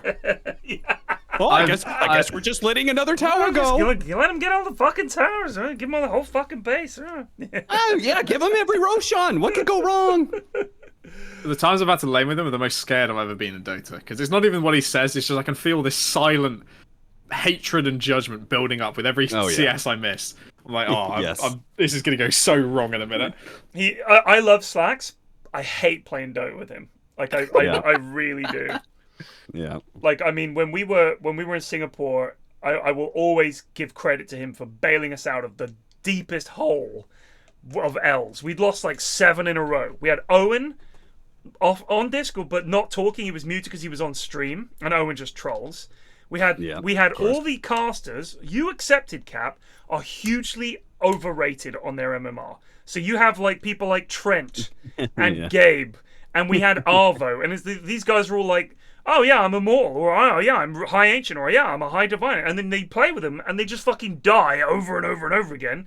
And me and Fogged were just like laning together and just super chill, and just the game, we look up and it's just over. It's so brutal. But then Slacks came in. He was like, oh, you guys need a dub? We were like, yes, get in here. And he came in and we won like 3 games in a row. He saved us from killing each other. Led us. He was the captain we needed. True. Maybe not the captain you deserved. Well, indeed. You didn't deserve the, you said the word, the passive-aggressive comments, but... Yeah, that's pretty true. That's true, and yeah, that's true. That's true. You said the word, Cap, so we have to press the true button. That's true. Oh, it's okay. True, and... I gotta yeah, that's pretty true. That's true, and yeah, that's true. That's true. Stop being cool. Nice jump, Alistair. Appreciate you waiting for Qua to la leave. Chileno che posta le subeste por 30 months. 5 seconds remaining. I gotta get some food because I'm so hungry. I'm It's dying alright, out bud. here. Don't worry, it's a draft. Fucking stuff your face. God, I wish I could eat during every draft. 10 seconds. This is not a professional outfit, so eat away. Eat away. So some chat are rooting for some are rooting for Mancaf. We have the manager of Mancaf in chat, of course. They are sponsored by some Argentinian companies. I don't know what these companies are, but they are the sponsors of Mancaf. 10 seconds remaining. James, established 2023. Team led by James. James, yeah. WOD Massive, low key, probably one of the better offlaners. They banned Kunkka because his Kunkka 3 very strong. They've wisely banned Primal Beast because it's not often the lads beat it. They did beat it last game. But I think that was more the way it was played rather than the hero itself. Well, I thought we were meant to flame. Oh, we can flame. I mean, Dav. You see Dav, not Daff, at the bottom of there. Yeah. I do a Scrubcast series where me and my friend Joe, or Lewis, or sometimes other people will watch replays, and a lot of them feature Dav, and he's doing the A to Z challenge. And Dav is a Dota fiend. He plays Dota all the time. He's the guy that comes back from the pub, 3 a.m., fires up Dotes, drunk, gets into low pry, and we get those replays and then we cast them. And everybody's hoping Dav one day gets better. We've been doing this for years and he's not getting any better. So Dav is something of a legend around these parts. Well, he's not getting better because he has to play the A to Z challenge, so he's always on a new hero, right? No, to be fair. Once he completes it, surely he'll be good, right? No. He's a Windrunner spammer and has been playing Windrunner. Like, if it's a game where he's like, this is going to be a tough game, better break out my Windrunner, and his Windrunner is dreadful. Like, dreadful. But Dav is still one of the better players in the tournament, even though he's, like, famously bad. A lot of these lads are even worse. But these are 2 reasonable teams, I'd say, for the tournament. I think is sort of very dependable across the board. Yes. And they're very good team players. Like, they always are very good at sort of coordinating, working together. Mango are probably a bit higher skilled on some of the cores. Yeah. But have crushed some games from just grouping up early and never stopping. I mean, we've seen Alfredo do some good work. Madge, if he has a good game, is really a big deal. Emu is like, he's like the old EE 50-50. Like, that's how I would sum up Emu. Is Emu going to do something amazing and bait all the enemy spells out and live? Or is Emu just going to walk into them for no reason and die? And he plays 3, so quite often he just can either turn things around and win the game or just feed horribly. Dire team pick. Here we go. Jakiro, standard goon pick. Opening for Oh god, this just reminds me how much I hate the new draft. You don't like this? I hate it so much. No. Why? Okay. Think about from an entertainment perspective. Right. We just spent like 3 minutes, 7 heroes went through, and all 7 of those heroes will not be applicable to the game whatsoever. Right. Watch the next phase. We're gonna go into another banning phase. Yeah. We're gonna have 10 heroes 10 seconds remaining. plus another like 4. So we're gonna have 14 heroes. 5 Only 4 of seconds them are remaining. going to apply to the upcoming game. Right. So It's incredibly boring. So I counterpoint, if I may, Okay. is that what used to happen was Ban. nobody would pick shit. It was all like super flex, super boring, super bland, because you don't know what people are going to ban. And you couldn't have any way of like surprise strats, because whatever you pick, they just go, oh, well, if they picked X, ban Y. Whereas now you've got a long period with picks. 10 seconds Quite a few remaining. picks. There are 6 picks with no response. That's 3 each. I think that's pretty big. I think that although the start of it is boring, I like the fact that it then it's just picks. So if I pick a hero, you've got to fucking figure out how to counter it or pick your own strat. You can't just go, well, if they've picked X, so we'll ban Y. Like now it's like, yes, you get all these bans out the way, so all the heroes the teams think are broken, fine, they all get banned. But now it comes down to the mind games of pick. 10 seconds remaining. Okay, I'm fine with that. But this first half of the draft is 5 seconds fucking remaining. intolerable. I hate it so much. Look, look how many heroes There's are on the still left-hand side of the nothing screen. happened, There's so yeah. many heroes on the left-hand side of the screen, and none of those heroes matter. All right, They so don't matter here's to what the you story do. of the game. Here's what you do as a production. You join the draft at this point. You don't need to go Yeah, here they for the better do bans. that. I But hope this so. was Slax's idea for a long time. He was like, the draft takes 20 minutes and it fucking stinks. Why are we not filling the time with this? But most people that watch Dota, and you will not convince me otherwise, don't give a shit about the stuff we do in the studio. They just want to see this. And they want to debate it, and they want to be in Twitch chat, they want to be on their Discord channels, they want to be on Reddit, debating why they pick this after they ban that. Like, that's what they want to do. Bulba do this? Yeah, that's What do they literally 99% of the viewers do not give a shit about people sitting on a sofa going, oh, Darkseid's pretty good, his win rate went up 2%. You know, they don't care. They don't care. They mute that stream. They just want to watch the cast. Dire team pick. And that is why I also think, in a perfect world, if we really wanted to up Dota's game, we would tell the players to shut the fuck up, and we're going to pre-record the draft, and we're going to make a content piece out of it, like a weatherman segment, where you just like break down the draft, like, hey, we've got this coming up, boom, boom, boom. You could fast forward through certain bands, like circle certain, very key bands, like, oh, look, this band is going to be important because look what's going to be coming up next. Fast forward, boom. Here's why we banned these 2 heroes. This pick is now uncounterable, right? It would be so much more interesting if you could have an analyst like BSJ, I think would be great, of being able to break down a draft weatherman style and then go straight into the game from there. From a require production players perspective. to actually draft and then pause the game. But from a production perspective, I agree with you 100%. But we should honestly, I think most people that watch don't want that. They love this shit. Like, I don't know if you know what it's like, Cap. You're in the arena, the drafting, people are oohing and ahhing all over the place. Like, they fucking love it. The tension, and then like you see the pick come out. To Earthshaker. The clapping is Fisher. Yeah, they're clapping. They love it. I guarantee you. Let's do a poll. Next time we get a chance, let's do a poll of Dota players and say, would you like it if the draft screen fucked off? We'll do that. I'm going to do it. I'm going to make a mental note. Okay. But I will also say your audience is naturally going to be skewed because anybody who casually watches things, which I think is the majority of people, don't actually engage in the alternative media that is on top of that. People watch this stuff, but they don't like actually go on social media True. to like respond to the poll that shows up or something. Yeah, but I'm gonna march up to them in person. Like, I'm gonna stand at I'm gonna stand at the entrance, and as they're going through, say, quick poll. We can do it as a content piece. I'll fucking make a note of that. Yeah, I'm gonna make a note of that.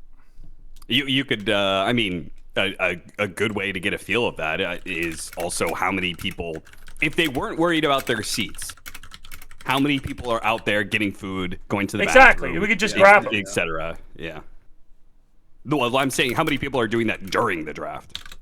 Oh yeah, exactly. There's a fair. We could be like, well, the draft is halfway through, and I can count 80 people out here in the lobby or whatever. Yes, exactly. Yeah. Could you be even more radical and have the drafts done at the start of the day, and like separate it completely, and then do lots of content around the drafts and things like that? Would you ever dare to do that, or do you think players pausing in the game would be the only way to get that sort of break? No, because then you have to have back-to-back drafts, right? Well, Yeah. you have to like. You could do that by having like everyone's game 1 drafts be available, but then they have to do a game 2. Oh and yeah, game that's 3 game draft, 2. Yeah, so- yeah. And they can't draft until they know how game 1 goes. So Yeah. Excuse me. Gosh, that's desperately unprofessional. Well, Cap, Nice regarding what you jump, said earlier, Alistair. if Anders is One up just for it, resubbed for 22 months. We'll get him in. Been I'd love watching to see him. forever. Love to have him Hope cast. the That'd be GT great. continues to go well. if he wants to do Okay. some GTI. I'll drop him a line. There's only 2 days left, so it's either tomorrow or the day after. But other than that, we could do the in-houses on a Tuesday if you want some really, really easy casting that he can just take control and we'll just chill and he can just have a go. Dire team Low pressure, low stakes. Literally, everyone will just be happy to see him. He's more than welcome. But if he wants to wait, maybe a TI, like you said, I think that might be better because it's pro Dota. He's not watching dog shit Dota. But it just on the off chance he literally wants like almost some warm up stuff or just literally casting for practice with an audience. 10 seconds Go for it. remaining. Night Dude. 5 seconds remaining. Okay, this is WOD Massive Night Stalker. It is a WoD massive Night Stalker. I mean, I like Night Stalker a lot in these Goon games. The vision is so helpful just for letting people have a bit more time to think about what they do. Yeah. I'm also kind of surprised that Dai picked AA and then Radiant picked Lesh into it. Yeah. I feel like Lesh's Bloodstone kind of running heal through everything gameplay is cucked by AA quite a lot. Cucked. And they picked Cucked. Lena. Yeah. Strong. Wait, so who? Daft, not Daft, right? That's the offlaner. He's playing So probably he's their plus no, he's 5 their plus or 5. plus 4. Plus 5 or 4. So he's, Oh. it's either the double treat. We either have Dav AA, which I don't think I've seen, or Dav Rubik, which is just going to be chef's kiss. Absolutely abysmal. I can't imagine Dav Rubik is going to be great. It's a nice spell. So who's steal, the though. offlaner? That's who's the head, offlaner head for- massive. Head massive. Yeah. Is he good? He's good for the tournament. Yeah. Okay. Then I He's think one of the most I think they're dependable gonna win players this I've ever game. played with. He's very He just dependable. always gets stuck in, always willing to initiate and Oh. go for it. Ooh, I think he's got a very good chance to carry this game. I think it's a sick Night Stalker game. So as well, he's an FPS gamer, really head. Like I used to play PUBG with him, and CS and stuff like that. And he's just one of those 10 guys that seconds when he remaining. started playing Dota, I'm sure you've had this. 5 seconds They just remaining. are noticing things the enemy is doing, and like Dire making calls. Can we get this guy? Or there's a lad here? Or can we do this? Like he's just thinking, because he's a gamer. And some of the lads you play with, they just walk about in total silence. I mean, again, you're not playing with lads that I'm playing with, but essentially, Head was that rare lad who was new to Dota, but you could see this lad's actually going to be able to figure this game out better than some of these lads who've been playing for years. 5 Level seconds 30 remaining. heroes, Dire but team are just back. terrible.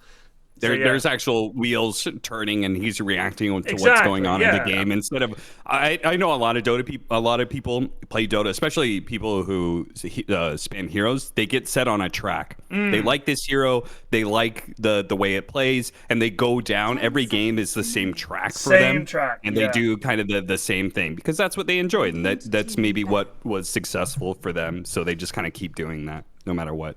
I mean, when it works, it's like, yes, of course, my sturdy old whatever, doing it again. But when it doesn't, they just like, I don't know whether they blame themselves or the team or whatever. But I try to mix it up. I try not to ever just play the same few heroes. But then there have 10 been patches, seconds remaining. the gyro patch where you could just get the shard and bonk everybody for days. 5 That was it. I seconds spammed the remaining. fuck out of that. Warlock. That is a fun. Been that's spamming fun a lot of hero. Warlock, but yeah. Radiant team pick. Spectre banned, PL banned, Muerta banned, Razor banned. I don't know why they banned Sand King. I don't think they're picking Sand King. Was that earlier? That's No, a that that WoD was the massive earlier special. thing. Yeah, that is, yeah. Although his Sand King is not amazing, I do 10 see why they banned it. His seconds Darkseer and his Conqueror are basically his heroes. They didn't ban Ogre, 5 and yet seconds remaining. Dav did not pick Ogre. Amazing. He's going to be nailing AA ults this game. I believe in him. You reckon it's going to be Dav AA? I think so. I don't think you're putting Dav on Rubik. That's great. He's not got to R in the A to Z, has he yet? No, he hasn't, no. So he's at least gone through AA. At one point, he's won an AA game. He's not won a Rubik game yet, Yeah, as far true. as we're aware. So That's you a stick very him on good AA. point. They should have been banning all the ABC heroes. These tools. Top and work down. He's up to H, so that's a lot of the alphabet to ban. That's all I'm saying.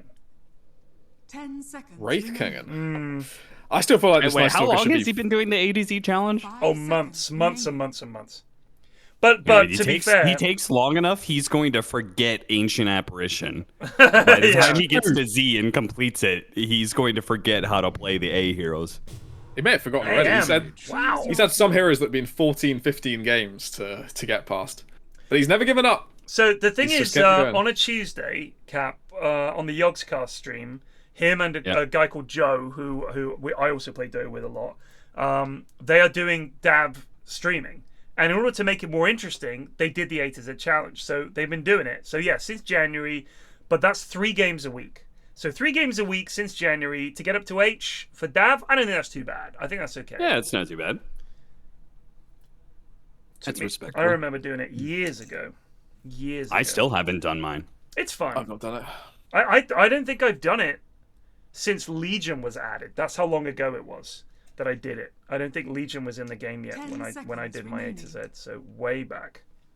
Well, I You know, remember when you were doing it, you did 5 Meepo on seconds Christmas Day. Christmas Eve. Christmas Eve. Christmas Just playing Eve endless Meepo. Meepo games, losing over and over and I over think again. me, Shane, Bob, I can't remember who else was there, trying to get me past Meepo was 8 games L's.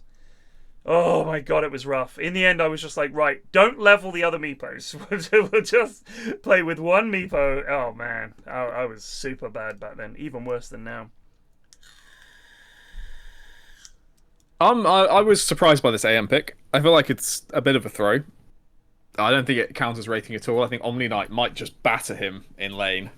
The only thing it'll be good for is potentially blowing up a Leshrac. But I don't know. I still feel like Night Stalker should crush everything. Yeah, it could be a battle of the offlaners, honestly. Yeah. Because Omni Knight might shit on AM in lane. That's definitely a lane that you can shit on AM really hard. Yeah. The Night Stalker destroys most of these heroes. And I think, honestly, I think Night Stalker is so fucking good right now. I think this hero is just the bee's knees. Every single time I play it, I'm so happy. Whether it's like you get a Hand of Midas or the Shard, one or the other, you're just always out on map. You're always getting good farm. You just, love Damn, it. Cap, you got a nice mic, dude. Oh, thanks. What is it? It's E100S CAD. That's very nice. Do you have any software you're running that through, or? Nailed it. I just have a Go XLR, but I don't have any. You got like a effects on it or preamp, anything. like you got the preamp, so the XLR gives. Yeah. It's very nice. Sounds very nice. Yeah, it's I bought it when I was going to do voice acting. Right, Cap. So we're thinking we've got you. Oh, Dav just used in a fairy fire. That was a boo boo. Give me a 5v5 to start it off. Could be. Cap, we want you to be the caster, and we're just going to be your analysts. Well, it looks like James is going to be giving up first blood. So, good start for the man calf team. Why are you laughing? This is what you do for a living. It makes me think of fucking man bear pig. That's what it is. That's what it's making me think of. Man bear pig. Come on. All right, they gave up first blood, but I don't think they Goes to the mid okay. as well, which is the greatest disaster you can do. I I'm always think happy whenever if a you get support first steals the kill. blood, you should always move to the other side of the map with your other 4 heroes. I think whenever you get first blood, you've put the fear of God into the You keep enemy hunting? team, Oh. and you always go for 3 bounties. You always go for 3 bounties. I like that. That's my non-pro gamer tip. I like this Lena set, by the way. She kind of looks like a haughty pirate lady. I like that. I want this set. What do you feel about? I mean, Is that she's. what you're into, Ted? Oh, I love a pirate lady, mate. Yar, Love me a matey. good butt. Yar, matey. Yes, ma'am. I will walk that plank. Oh dear. Oh, it's putting on laughs, hits, and denies. All right, so I'm not seeing anything too big that like stands out to me. Both the mid laners pulled their creeps back to their tower. Nobody's gone like a weird ability level 1. Everyone's gone a very sensible build. Give it time. Give it time. I wonder what Alfredo's going to go. The other day, Alfredo went. I'm pretty sure he went Radiance. No. He didn't. He go for Fight and Plague and just fucking jumped people. He had like Armlet, Deso Blink, or something like that. I can't remember. Maybe you went. Yeah, I think so. He may have had a Midas in there as well. I mean, the last time we saw Emu, he's playing Razor Pos 3. He went Mask of Madness Mjolnir. Yes. And when I asked him about it later, he said, "I went the Mjolnir because I like lightning and it's thematic." So we'll see if he can. So wait, it's restrain thematic. his So trolling. yes, that's right. A lot of the time, Cap, we try to figure out what the lads are thinking, and it's as simple as I thought it would be funny, or it seemed good, or it's nice and shiny. Like there's a lot of nonsense happening. Well, Headmastiff is already. This guy's a Night Stalker player. He went level 2 Crippling Fear. I love that. The fact that Crippling Fear is actually does something for you during daytime. It actually does damage. It's a nice silence in lane. Makes this hero so much better, and he put it to work there on the Lions. So I'm very happy with this guy so far. Do you need to go Soul Ring Night Stalker now? If you go second point in W for mana regen, or can you just sign a survive off Lotus? Soul Ring is a bad item, but Night Stalker is one of the heroes that can make it work. Yeah. Because when I've played Night don't Stalker, play I've normally skipped it because I think I'm going to get Shard eventually, and then my mana problems are gone forever. Yes, I think both the Shard and Echo Saber build up is the other thing about it. And Bracer is like super value right now, and he went in early 1, so even better. So I like his build so far. It's good. He's going to be getting sucked though as well. He is going to be Add that getting a little bit extra of annoyance. But I think as long as James saves his lift, then anytime he gets sucked, I think they can maybe get on top of this Lion. Ted, can you do me a favor? The next time you do the part, can you do it a little bit more like sensually for me, please? It really adds to the. Do I have to? I mean, it's their name. I feel like you should respect it. Come right? in. Like. Hello, sweetie. Yeah, give me a hug. No. It's pretty late, buddy. I just got back from Guy. Oh, you just got back. Oh. Give me a kiss. Mwah. Good night, sweetie. Oh. Night. See you tomorrow. Gas in trouble. Oh, shit. Give him the hammer of God. Brutal hammering. To nail down your sins. He won Repel level 2, which is kind of interesting, but whatever. Is that so that he can't be slowed by the AA? I don't really know, to be honest. Because I don't think you're ever going to get cold-feeted because the other hero in lane is Animage. So I'm not sure why you would repel. I think I would just go 404. So if you're repelled, can you still be slowed by the snowballs of AA? No, but it's a pretty minor slow. Right. So I don't know. I ain't arguing with you. Whatever works for him. It's a 0.7 second slow, so yeah, probably not worth worrying about. Yeah. He did just get a kill though, Cap. So anything we say is wrong. Dude, Daff is gonna be a big feeder in this lane. I feel like Cool Mama might be a pretty big feeder soon, to be honest. The hammers being chucked out are no joke now. Yeah, they do. I could instantly tell, by the way, within the first like 10 seconds, I was like, they're hard losing this lane. Because the only way to win it is AM versus Omni Knight is you have to hit him level 1. You have to be super aggro. You have to burn him out of all of his mana. If you don't set that precedent, it's like like when somebody's pushing you around, like that guy's not gonna stop. You gotta punch him in the nose, right? Wow. You gotta be like, hey man, like no, you don't get to do that. Right. You gotta punch this Omni Knight in the nose, otherwise he's gonna keep pushing you around. Right. Don't be a pussy. Get in there, llama. Wow, I think we use Stoat nowadays. Stoat? Have you not heard this? Stoat?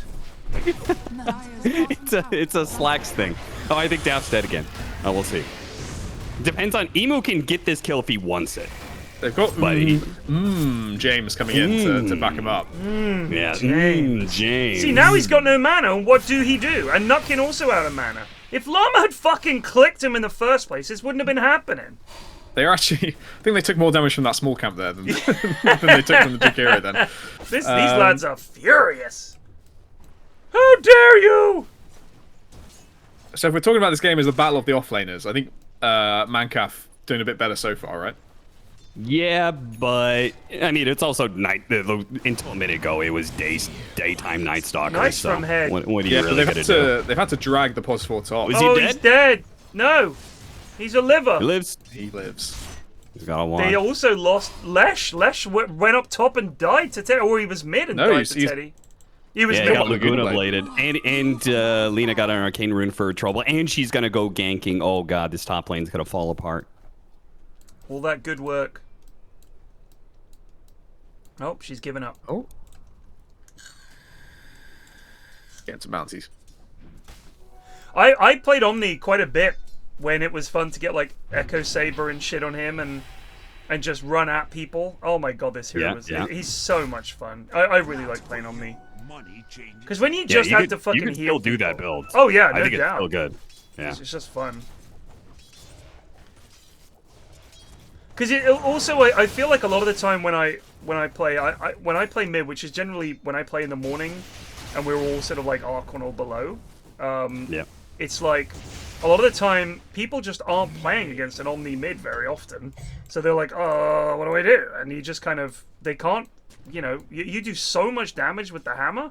If you get the items on this lad early, you just can run people down. If it's the right game. Against some games, it's just like, oh shit, I'm just being kited permanently, but he is just so much fun. Alright, we got phase boots soon for the Wraith King. Looks like Headmaster's a little bit behind. He's not going to get phase boots that quickly. He moves pretty far ahead of him. He's got phase boots and he's working on the Echo Saber already. And Evil Teddy just got another kill on Madge. This matchup is not fun for Leshrac, don't get me wrong. It does help if you max out Lightning Storm, I believe. Because it's essentially, she's going to Dragon Slave you and you want to be able to Lightning... Like, she's going to Dragon Slave for a CS and hit you with it. You need to be able to Lightning Storm spam back at him, basically. So I don't think you win that matchup anyway, but yeah, exactly. Under attack. And now he's just getting another. He's just getting free power runes. Nobody's. Clavicin just resubbed for 2 months. Oh no, cringe. They want head, but they're not going to get him. It is night time. Lena's coming to match this rotation with the DD. Oh, if Madge dies again here. Again. Evil Teddy keeps his distance. Keep away with the stun. Oh, that was very nicely played. They get him. Notch Teddy doing the old standstill. Blocking that back. Oh, they get the ice bath on the Lena. She's going to be able to walk away. Oh! Trouble. And Massive is not going to be able to get the Wraith King either, so he popped oh shit, Dark Rubik Extinction died. for that. Skelly's killed him. The Skelly's killed him. He got James. run down. James got killed by skeletons. The Skelly boys getting the job done. They are a right pain. They are a bloody nuisance. Wraithing has the freedom to go the skeleton's attack damage build, they shred you. Dude, yeah, I don't know why they buffed the skeletons the way they did, but they do way too much damage to heroes. And like, I've never seen anybody go the right talents on Wraith King lately. What do they always Everyone go just for? goes the all left talents just because it's the skeletons. They don't go 25% cleave. No, Oh. Just Skellies. Is that because they they go off and get you money for 0 risk? Is that the deal? I mean, they're also great for killing people. Right. They actually destroy heroes. But also, it's kind of weird. Like, unless you have a specific purpose, 25% cleave that late into the game doesn't do very much for you, right? Yeah. Like, if you're up against like some sort of like bad matchup, like Phantom Lancer or something, like okay, the cleave will help there. But it's too late in the game for the cleave to help you farm faster, right? And the skeletons will help you farm faster than the cleave does, very likely anyway, right? Here are the Skelly boys going to work on head. He's just getting chonked by him. Yeah, and that's a high armor hero. He's got 12 armor. Oh, they don't give a fuck. They don't. Do they have piercing or not? I can't remember. They don't. It doesn't show up as them having. I thought they had some kind of piercing thing. Is that just the ones that the camp summons? I'm sure Skelly's had some kind of piercing thing going on.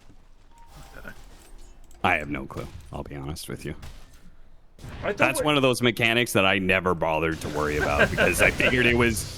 What do I really need to bring that up in a cast? Probably not. The piercing attack from the skeleton. Yeah, very rare. Of course, he got the neutral denied because of the piercing attack.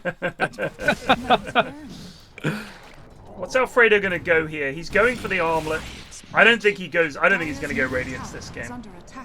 I don't think he is. Alfredo didn't last time he played it. He went armlet, like armlet blink BKB or something like that. Well, with Lesh having a terrible game, he probably has to go a bit earlier. He needs to be feisty, yeah. Let's go to net worth. By the way, the Omni is having a great time. 61 and 21. He's got 21 denies. What a monster. Yeah, this lad's Emu's been kicking ass. This is an Emu hero for sure. Too. Oh, there's the triple rotate down here, and he's just walking it off. Nailed it, he says. Toy him with them. So this tournament has been ruined by PA, really. Everyone's just first picking PA, and no matter what they do, no one can beat it. Do you think you could still do that now? Do you think if they go into the third game this evening, you can just first pick PA and still win after the nerfs? I played a couple games yesterday on the new patch, and I did play against a PA, or with a PA. It was hard for me to judge the strength of the hero. Because a big part of it is that extra blur duration. Like, that actually does add so much. All right, Wraith King's going to lose his reincarnation. Hey, Blasties! I don't know where that's going. Head does go down. Big crit. Big crit. That's that piercing damage, Cap, from the skeleton. Of course. Of course, the piercing damage. Definitely wasn't the 250% critical damage. No, it was that fucking skeleton piercing damage. AM, let's see what AM's up to. A long way from Battle Fury. I mean, net worth-wise, AM has not lost the lane as hard as he could. He's only a little bit behind the Omni and the Wraith King right now. So he's come out of this pretty well. Thank you. Somebody gifted Cap a sub. Thank you very much. Oh, Dav fired off his ult and then TP'd so he couldn't finish it. That was funny. I was wondering why the Ice Blast was. It just went miles. So he fired it, went way past them and off the map. Just classic Dav, really. It's just Dav things. But he's thinking in cool ways, you know? He's thinking with portals. So, no, he went for a TP, apparently, but yeah, that's fine. You want to know an interesting Ancient Apparition build I saw in a pro game? Yeah, sure. It was Blink Dagger. Okay, what's the idea? It was Kitrak, and he was playing on OG with Mind Control. Mind Control was playing Darkseer. Okay. Darkseer, he would vacuum people, and Kitrak would point melee range Blink on top of them and instantly Ice Blast and they asked him in the post-game interview, because in his words, Ice Blast is a garbage ability to land. It is. And so better just cut out, right? Like, it moves so slow. Yeah, there's Force Staffs and all these, like, every hero is super mobile nowadays in Dota. It's way too hard to land this ability. So he just cut out all chance and just Blink in double tap Ice Blast. Did they win? It guaranteed hits everybody. Yeah, they won the game. I mean, it is such a good spell, but if you miss it as an AA, it's like, what is my hero here for? Like, why did you pick this hero if not to land Ice Blast? Yeah, it is very hard. I think Dav has got the complete opposite philosophy. He's so confident in his aim. He's going no boots AA, in the full artillery at the back. Is he gonna launch it? It's coming in. It's gonna catch nobody. Oh shit, they might get match here. Nope, Evil Teddy backs it up. Guardian Angel stolen as well. Not that important against Lesh. No. Daft has put himself in a hole that he will not be able to get out of. That's the Guardian Angel though. Oh wait, stolen? Nice. Stolen. Oh, Daft! They're not finishing off. Oh. No, they don't get it. They lose 2. Alright, props to James for seeing that opportunity for a Guardian Angel steal. That says good things, you know? Like, even if it didn't do anything, it sets you off on the right note. You're like, this guy's paying attention to spells. Right. I mean, the big steals here, I think, Macro Pyre would be great, Ice Path, pretty much all of Lion's spells. I guess those would all be good. So the Ancient Apparition thing, I told that story in a pub because my Ancient Apparition, who this is like a 7,500 MMR player, right? He was trying to play for like across the map Ice Blast, right? And I was like, Dog, I saw a pro player buy Blink Dagger to melee cast Ice Blast. If he thinks it's impossible to land Ice Blast, I promise you he's better than you. Stop trying to land the global Ice Blast. It's really not gonna work. I mean, the problem is, I feel like AA is, when you land a good one, it's worth it. He's one of those heroes that, like, his ult is a skill shot, because you got to predict where they're going to be. You gotta time it just right, and if you land it, you can snipe people across the map and shit. It's fun. It is fun. And most heroes in Dota, their spells are like, you just need to land it. Like, it's not like if you miss a Lena stun or whatever, you look stupid. But it's up again in a bit. And it's not all that often people be like, oh, if you miss your Ice Blast, like we said, what is the point in your hero? So, in a way, but if you land it, the props you get. They're going to match. Head is break in. it up. The silence, the AA blast catches one.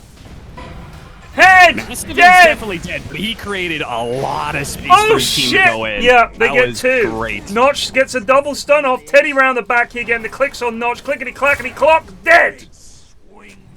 Yo, Massive understands his job. Yes. That man popped his silence and he went straight through the entire team. It Yes. didn't matter that he died. He like set up his entire team for success Yes. in that No fight. pussy game. Sorry, no stoat game in here. The man goes in. What is this Oh, stoat yeah, thing? the story behind that is that there was a Slacks used the word pussy, and then there was a player who said, "Hey, you shouldn't use that language anymore." And Slacks took that to heart, and he Googled the most cowardly animal, I believe, and it is the stoat. So now he calls people stoats instead of pussies. Oh, that's so funny. They might be getting. Wow, Lena's dead. Notch matching her Laguna Blade with a finger. Oh, Right up just her way pussy. Sorry, too right far up her forward. stoat. Right up her stoat. Oh, and they get matched too. It's doing the exact Both same mid-laners feat. have, yes, Just both hanging mid-laners around by have a lost tower. their minds. I'm gonna call people stoats from now on. God, I love Slacks. Oh, Animage went Specialist Array, which that's the fascinating. stats are good. Yeah, they Don't are get me good. wrong. They are Specialist good. Array, it does have, but surely there was a better item. We right? don't know. I mean, honestly, if I'm AM and I just want to hit creeps, plus 12 damage, plus 7 attributes, I can see that. Nice jump, Alistair. We don't know what else he had. Fingiastere And that's going for into crank some more 24 space. months. He's going to die. Do they have any more follow-up? Doesn't look like Dav's gonna run in the fire. Ice and fire don't mix, Dav. We all know that. Wraith King still Do you has have Blink on ulti. Alfredo? Oh shit! The Ghost Scepter. She dead though. Bonk! They've caught James. Trees. He's stuck in the trees. Alfredo, you noob! Someone's cut him out. Pigpole away. Live, Dav. Full stuff. Oh, James has thrown his life away. Oh, has he? Yes, he has. And they get the stun. Oh no! Now Head's in trouble. Oh, can they get Madge here? Is there an Ice Blast? No, no mana. He got Cold Feet. Him. They got the Cold Feet. Meanwhile, AM hitting creeps. So, Okay, Lena, I've been looking. I've been looking at the tier 2 neutral items this entire time, looking at Specialist Array compared to every other item, and I legitimately think that it is the best item for this AM, depending on the situation. Like, maybe Ring of Aquila, maybe Orb of Destruction, but, like, legitimately, the stats on Specialist Array are so They're much better very than good. any Yeah, other They're items. very good. Plus 12 damage. I mean, what do you get? Aquila is like 6 damage or something, I think? Yeah, a couple of compare other stats that as well. to the shitty Van Brace. Oh, my God. It's like 8 to main attribute plus 2 to other attributes. This one gives 7 to all attributes. Yeah. Like, and 12 damage. What the fuck? Nerf Specialists. So it's one of those ones that Actually, no don't- one ever took. I take so it. it just gets buffed and Oh, buffed and yeah, buffed yeah. and buffed. I wonder And if then it- suddenly everyone's like, oh my god, this thing gives 7 all attributes and 12 damage. Just anyone can have this now. Next patch, plus 5 attributes and plus 6 damage, guaranteed. Plus, Yeah. Holy shit, Emo is huge, by the way. He's got Oh, Echo shit. Saber, he almost Oh, got damn! He's got the shard. He's gonna kill somebody here, surely. Run him down. So last fight, Evil Teddy revealed he had Ghost Scepter, and Emu, I think, almost one-shot him with a Hammer of Purity. It was brutal. Yeah, he's got E-Blade coming out double hammer very soon. But yes, the double hammer is my favorite thing about this hero. Like, I love this hero because you run at people and you're just hammering them and slowing them, and there's nothing they can do. Like, you just know when you've got them. Like, they haven't got any escape. You've got here really early. You just run at some lad and he's like, well, I guess I'm just dying then. And they're trying to trundle away and you're just like, bap, bap, bap. It feels so much fun. Yeah, if he wants to be super sick, Kaya Sanj is actually a great follow-up item because it amps the Hammer of Purity damage, and then obviously the strength is nice. Yeah. And your heals, right? Is that right? For Kaya? Well, Sanj, doesn't it buff your heals? Or is it just health regain? Oh, I think shit. it's your... Yeah, I don't think it buffs the heals you use to other people. Oh, this is looking bad for... Yeah, Mash is untouchable when he's got this repel on him. It's actually pretty nasty. Oh, shit. Is he, though? AM getting a kill on the back line. Can they get Madge here? Madge is here. He's low. He goes down. Untouchable, my ass. Professional caster, my ass. Maybe he shouldn't dive the tier 3 when there's a tier 2 up. He doesn't have mana. Alfred doesn't have mana. He doesn't have mana. Oh, he doesn't have his shard. You need to buy your shard, sir. Oh! Like this. Why would you stop? Kill him. No one's clicking on enemy heroes down here. They're just going on vibes. True that. He ain't finished. He's getting the Deso, then he'll get the shard. All right. Well, he has almost got to finish, so the window for AM to just bully him out of fights is closing. But it's almost Manta on AM. He's now top net worth after the nice kill on Lesh as well. So he is back.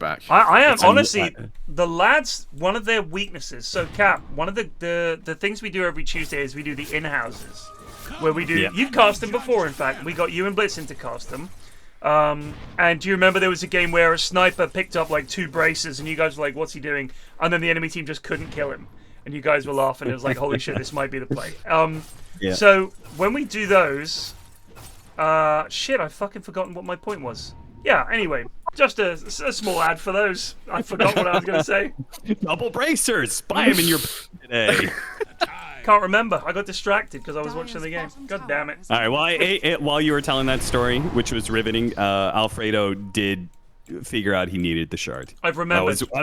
I wanted to see what he would He's going to get it. Okay. So I've remembered. There are a handful of heroes that routinely, if picked, equals a dub.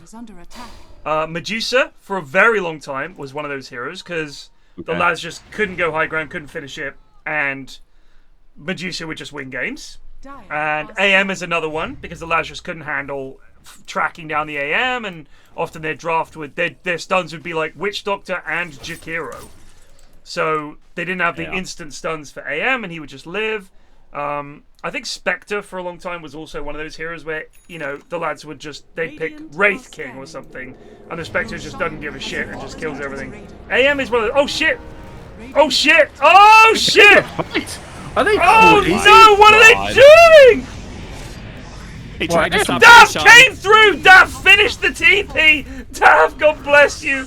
Oh no! He never abandons his teammates. The Ice Blast was a bait. They had an Ice Blast in the Roshan pit, and they're like, oh shit, they're Roshing. Go, go, go, go, go. But they're like 10 seconds too late. Oh, that was something else. Emu has the Poon. Is going Blink next? He's going to be the bane of the sports. I think he will generally one-shot both of them. I mean, this AA is not going to live through 2 Hammer of Purities and Bibbidi Bap and a fucking Purification. It's not even maxed level yet. He's already kicking ass. Oh, here it comes. It's a 3-man. It's a 3-man Ice Blast. Where's the follow-up? See, there's the other problem with Ice Blast. Like, half the time you throw it and it needs to hit and it doesn't land. The other half of the time you're throwing it, but then nobody's gonna follow up on your ice blast. Yeah. Because it's an easy ice blast because the enemy isn't afraid of you because they know you're not gonna start a fight on you. Yeah, they're grouped up around a tower miles away. This is why this blink makes more and more sense. He's padding some damage stats, so at the end of the game he can say, look at how much damage I did, guys. You can't blame me for this. Well, I landed every ice blast. Yeah, landed them all. Let's look at fantasy points. Who do we think is bottom? Don't look. It might be. Apparition. It might be Night Stalker. I feel like it could be down there. I think it could be Head as well. Let's have a look because it's all fucked up at the moment. It's AA, then Night Stalker 300 points above him, then Rubik, then Jakiro. Top of the pops is, I believe it's Madge playing the Lesh. So he's top with 5.6k. Well, he had an awful start as well, so it's a good comeback from him. Yeah. I mean, tower damage does a lot for the fantasy points. Cap, why do you think they made it thousands instead of tens, which it was before? What? So if you look at fantasy points, it's now in the thousands. Previously it was like 13.2 and 1.7 and stuff. Now it's like 5,876.2. Why do you think they did that? Looks more... More numbers. I don't know. Yeah, bigger number is better player, and you're trying to show how good your players are. So, my question is why is it point something? Yeah, that you should have just made it 10,000. Right, like you've already gone down. You've gone to the granularity of thousands, and then you're like, what we need here is numbers like fractions essentially of the thousands. Like, yeah, it doesn't really make sense. Madge almost dying there. Does have Agis as well. Yeah, that's not too shabby. That's a hold. Agis. The Agis. I like that. Agis de Mortal. And Primal Beast is Le Bête Primal. You're so worldly, Ted. Well, I'm European, mate, not like you fucking Yankee doodles. Don't forget, Bane's Fiend script is Le Grip. Le Grip! C'est bon! Oui, Le Grip!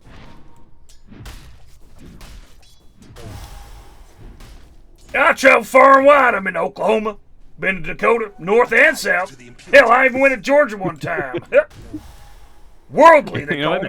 You know what the sad part is? I feel like at this point in time, I think it maybe have gone to more European countries than United States.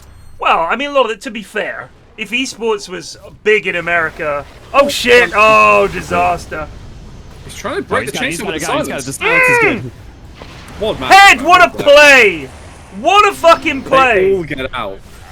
Oh, and they get the breaking life as well. This might be a fight. This might be a fight. Not a good one, but it might be a fight. They're on Madge. He still has Aegis. He is dead.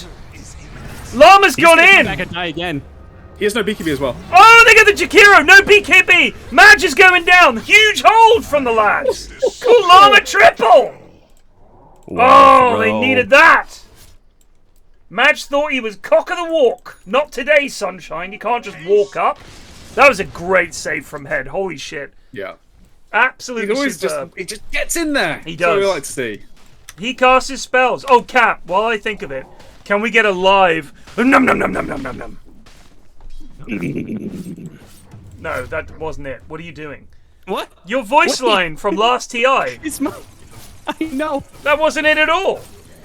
That wasn't it. What do you mean? That was my point. That wasn't it. Disappointing. I won't ask again. Dude, do the line that you did before. Okay. No, that wasn't right. Are you sure you did it? It wasn't. We had it in the previous game, and it didn't sound like you just going. You went num num num num num num num. You said no. Right, maybe. Oh shit, James! Look out! Oh, James is alive! Head with the saves! And they get the mana off him! He's blown up! Wraith King does not have his ulti for 50 seconds! It's a fight! AA Blast comes in! It's gonna miss him! No, it catches a couple. The finger goes on Head. He's okay. Gets the bullwhip off, he's running away. Phase boost 2, Notch misses.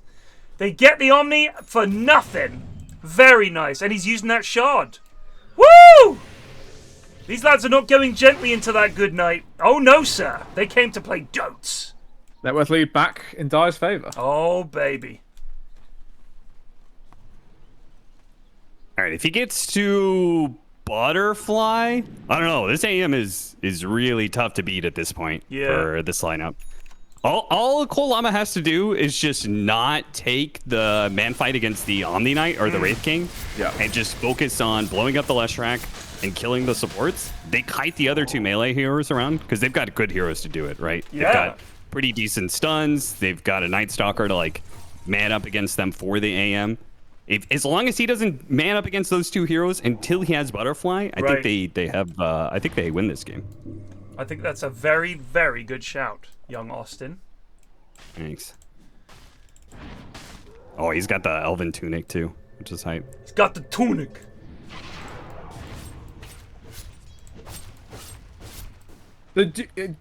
I've been told that it's very Radiant favored at the moment, but I'm not. I don't exactly know why. So I don't feel we take advantage of it properly. It's just something everyone takes as received wisdom. It's Radiant favored. Do you know why it's Radiant favored?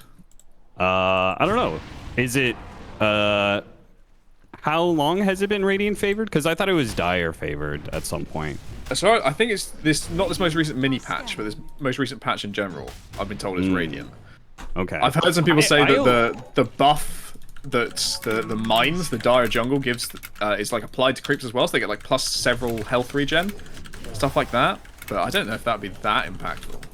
The biggest thing I've noticed between the two sides is that Radiant bounty runes is in a terrible spot.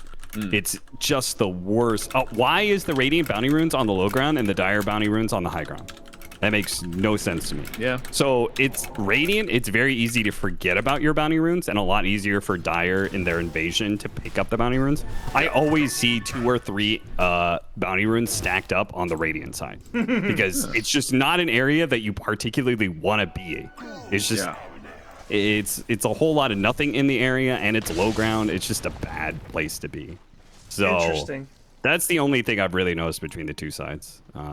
So I wouldn't really know. Do you think? I mean, it does feel to me like the Dire jungle has this ward spot as well. This one right, it's in mid lane, just north of the tier 2. That little cliff there. I feel like so many fights are around there, and who's got vision there, and it blocks off all these camps and shit. The Radiant side has that equivalent for the laning stage, but who's fucking hanging around for a small camp and one camp here past that point? I feel like that is, like you said, that's such a dead zone for the map for Radiant, and they just don't care. So Dire have this spot. If you get vision there, you can pick people. Look how far that fucking vision sees. They can see everyone. They can see people coming out of the base top. They can see everything. It's fucking insane. I also like Dire rotating on mid because you are on a high ground looking down on the enemy mid laner. That's that feels pretty good. So I actually like Dire most of the time, but interesting. But that's maybe why be a GTI thing, to be honest. But for some reason, Radiant, maybe they just like the color green more. I mean, to be fair, maybe that inspires them. It could just be that really old thing that there's more UI at the bottom when you're Dire than when you're Radiant. You're looking up more. Sure. So you've just got less real. You've got more real estate looking up the screen. Whereas for Dire, you've got less. Which has been a thing for a very long time. So we got 2 out of 3 BKBs on Radiant. Just waiting for one on Omni Knight. And they're going to get Aegis. And second Roche, go high ground, 3 BKBs. Here it comes. The AA Blast. Wow! LD voice. Wow! He has to press it. He will. Wow! Left, right, and center. Wow! You know the story behind that cap, right? Maybe I've forgotten. So he'd been told, we want the casting to be as hype as possible, so really make a big deal of stuff. And he was like, really? And they were like, yeah, like everything that happens, just really hype it up. So he was like, okay. So that was what he came up with. It was like pretty much everything that happened, he had to be as hype as possible. Because I remember I said to LD, like, tell me about the WoW thing, because it's so funny. He's like, I love that video. You know the one where the guy just presses the button? Yeah. Like a classic Dota vid. It was so good. Just one of those guys that just did this vid, never did anything else. So that's the only vid he ever delivered. Just gave us this vid. Yep. It was magic. But LD was like, well, they fucking asked me. They were like, you have to, like, soup it up. Like, really, really super hype casting if you can. And he was like, oh, fine. It's pretty funny. And then that proceeded to follow him for the rest of his career. I mean, it was, you know, it made a good brand out of it. I love LD. I haven't seen him in years. I occasionally play board games with them sometimes. Oh, really? Because you guys both live in LA, right? So. Yeah, exactly. Yeah. It's good catching up with him. When I was over in Cali last year, I was going to see people, but the only person that came out to see me was Ken. And that was because he happened to be working 20 minutes from where I was staying. And he was like, oh, I can meet you after work. And I was like, okay. And no one else, yourself included, came out to see me. I was just looking at our Discord messages. I was casting the NA qualifiers at that time, to be fair. I was working. Like that matters. Come on. The NA qualifiers. Come on. I mean, I would agree, but from a position of I was contracted for a job, it was important. But it was my bad to think, because I had forgotten that there's no part of LA you can get to without taking 2 hours to drive there. Like, if you don't live a few blocks over from me, we're not meeting up. Unless we both decide to Uber to the same place, it's impossible. So Ken picked me up in his car, and we went for a meal, and then that was it. He was like, well, that's all we can do, because, you know, in London, of course, you know, you'd get the tube or whatever. But in LA, it's like, no, it's going to take me 4 hours to get there and 7 hours to get back. So it's just so fucking bad. It was a shame. Yeah, I did record something at the Liquid facility the other day, and it's like one of those things where it's, okay, it's 3 p.m. I need to leave right now, or I need to leave in like, I have to wait for like 3 or 4 hours, because going through rush hour is just not worth the headache. So they do get the tower. Aegis is online for 2 minutes. I reckon they're going to shit themselves about this bot tier 2, and someone's going to TP back, and that's the go point. There's 2 carties here. Bottom tower is under attack. Look, they're going to ping it. Well, I was a tier 2. I was a tier 2. No boots of travels on anyone, so if they leave, they are leaving for good. All right. Rubik has a smoke. If anybody does TP bottom, they should smoke immediately and go fight. Yeah. But the lads are being disciplined. Nobody went back to bottom. We'll see. Or maybe nobody's looking at their minimap. I mean, no, they just, you know, they hate it when their towers take damage. All it'll take is a tickle on the tier 3, and they'll freak out. That was the whole concept of the shoving waves thing. Is psychologically you don't like having creeps hit towers, because it's like lost farm. You're losing objective health. So it's like a very psychological thing.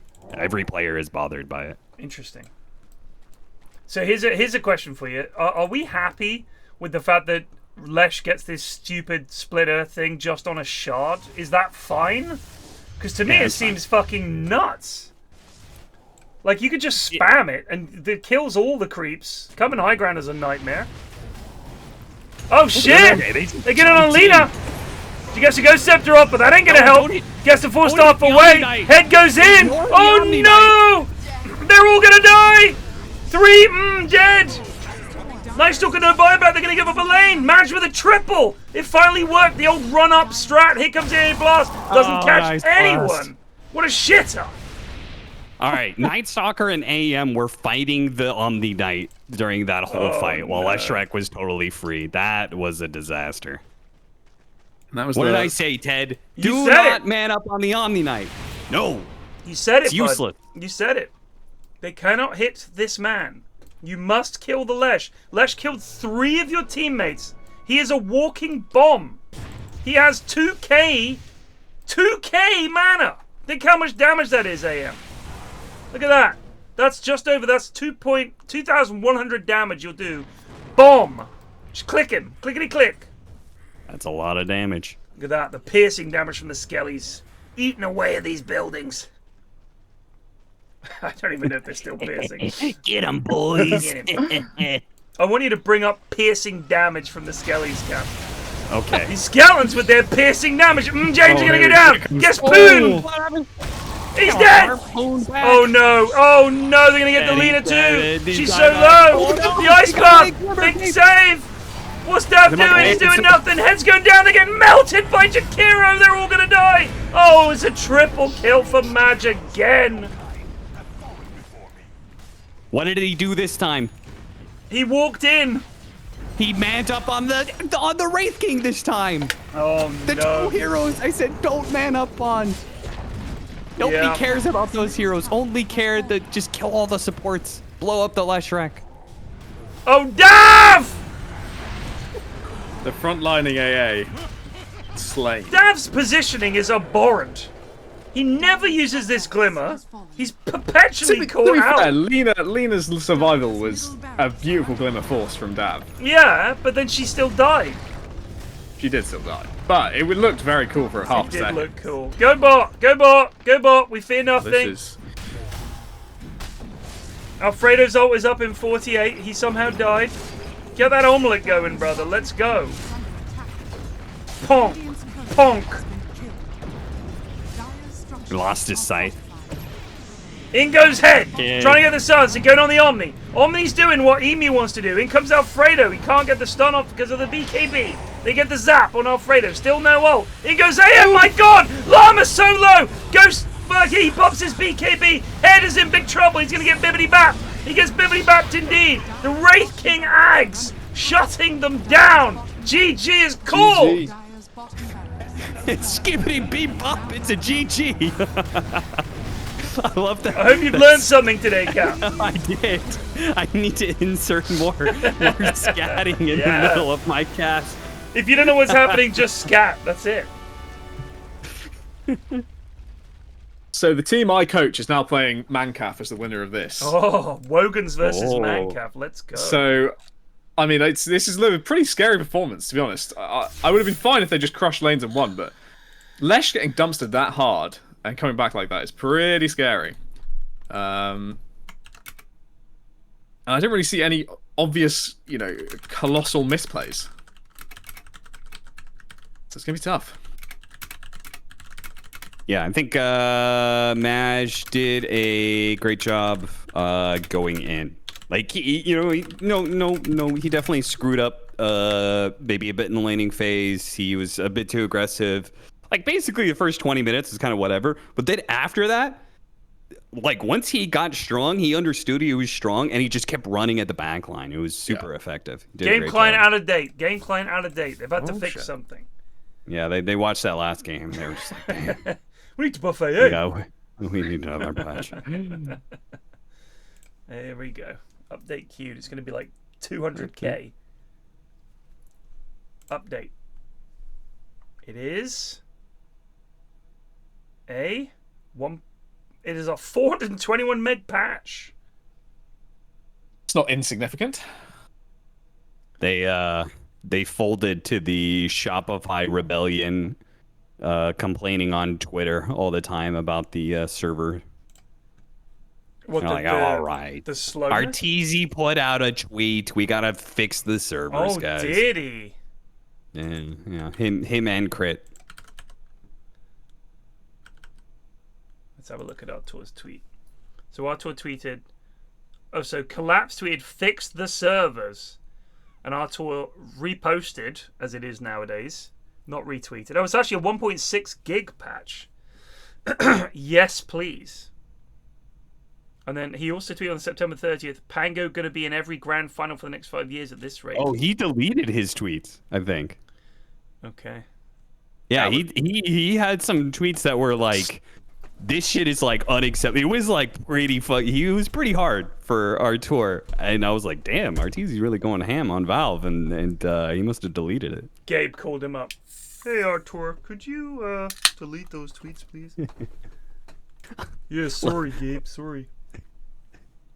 Look, we only upkeep the servers because it's fun for us. If it's not fun, we're not going to keep doing it.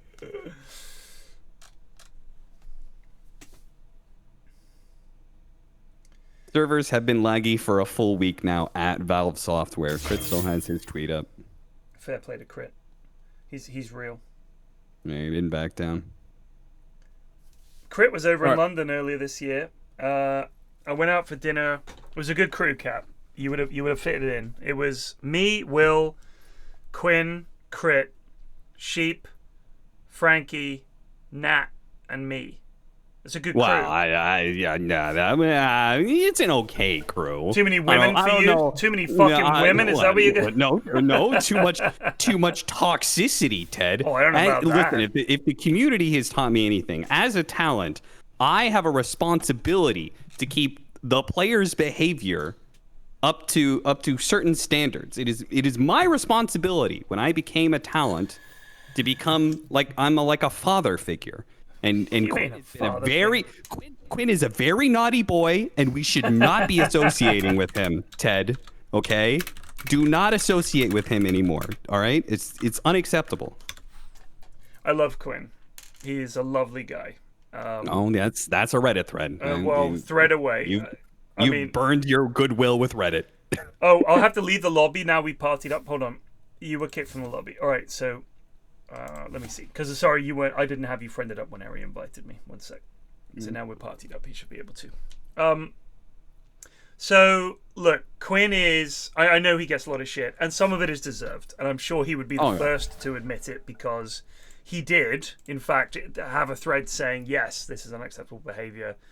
I mean, I love the compilations of Quinn demanding that people demonstrate that they're humans and stuff like that. It always makes me laugh. But I get it that it's a bad look for a pro player. Like, I understand that.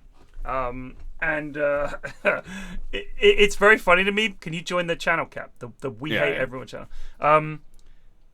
I get it, but honestly, like in person, I know that doesn't count because he's a Dota pro and everything. He is such a nice guy and a lot of fun. I love Quinn. He's just the nicest dude. So yeah, I think it is kind of funny that his persona on Reddit is that he's the devil because he's not. He's such a nice guy. It's funny. Same with, I mean, Crit is just the sweetest dude. I really love Crit. Got a lot of time for him. Really, really nice guys. So yeah, like we did karaoke. We went and did karaoke. First of all, Frankie has a set of fucking pipes on her. Let me tell you, she can sing. Holy shit! Oh yeah. She can sing. I've done karaoke with her before. We went out in London, and I think it was last year. Like the Liquid guys came over, and Insania's girlfriend, she can sing really well, and Frankie can really sing, and it was just like watching those two like duet and stuff was like fuck me, and then I'd come up and sing something. It was so stupid, but I loved it. GTI lower bracket 4. This is versus Mancaf. That is not. This is Monkeys versus Wogan's Wizards. Nice jump, Alistair. Where's the Flashar bracket? Tucuno gifted Zilash subscription. Okay, Flashar Tucuno gifted a tier 1 sub to Zilash. Grazie for the They gift have sub. given 14 gift subs in the channel. That's a lot of gift subs. Thank you very much. That's very kind of you, Flasher. So GTI, I will link you. I'm going to post it. I see it. I got it. You got the GTI website? Yeah. There you go. So wow, looking you got at a website. Yeah, dude, look at this shit. And like if you look at the teams, they've got like videos and stuff announcing who they are and like their backstory and stuff. People went hard. They really did go hard. So playoff bracket. So this is lower bracket round 5. Wogan's Wizards versus Mancaf. Loser is out, obviously. Winner of this faces the loser of Too Hot for Dota versus the Goon Fellas. And then, that's Saturday, and then Sunday we have the grand final. That's the only best of 3. Everything else is best of 1. There's a podcast. Yes, the Mind of a Goon. There's a podcast. The lads talk about what happened this week. It's pretty hype. I mean, honestly, GTI is so much fun because the lads go all in. Like, I put bare work into this. All I do is cast the games. But the lads, like, as usual... Wow, I mean, let's not downplay how hard it is to cast games, Ted, all right? Yeah, sorry. I get paid a lot of money, and that's for a good reason, that's okay? True. Yeah, no, that's right. That's fair and right. But, I mean, you know, in terms of the fact that, obviously, this is my community, so I could put more into it. But at the same time, I think they do a better job without me. Genuinely, like the website, I can't make a fucking website. I wouldn't be able to make it funny, and all the meme videos that the lads come up with and the podcast and shit.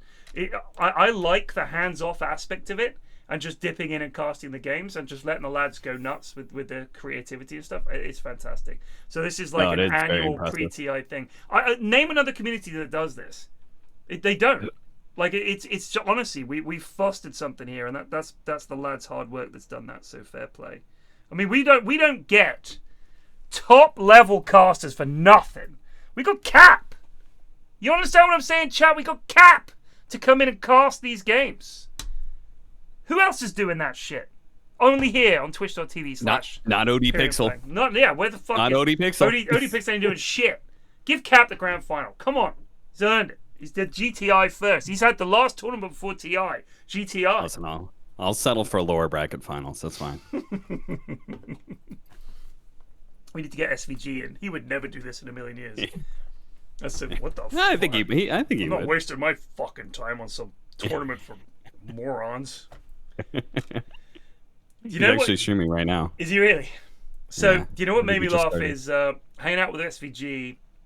Like, how old is SVG? Maybe 30? 28, 29, 30? Something around there? Yeah, closing in on 30. So, everybody else, when you go to events, is on their phones like 24/7. SVG is there like, what did you do last night? Were you playing games with us? He's like, no, I'm fucking reading a book. Like, he just reads. He don't watch TV, he just reads. He's like a smart dude. Whenever I tell him, he asks me, "Oh, what'd you do last night?" And I've been reading again recently, and I was like, "Oh, I just spent some time reading." And he just respect. Earning SVG's respect is a big thing for me. A big thing. Exactly. Once it happens, I'll let you know. He doesn't give it out. No, you gotta earn that shit. You gotta earn that yeah. shit.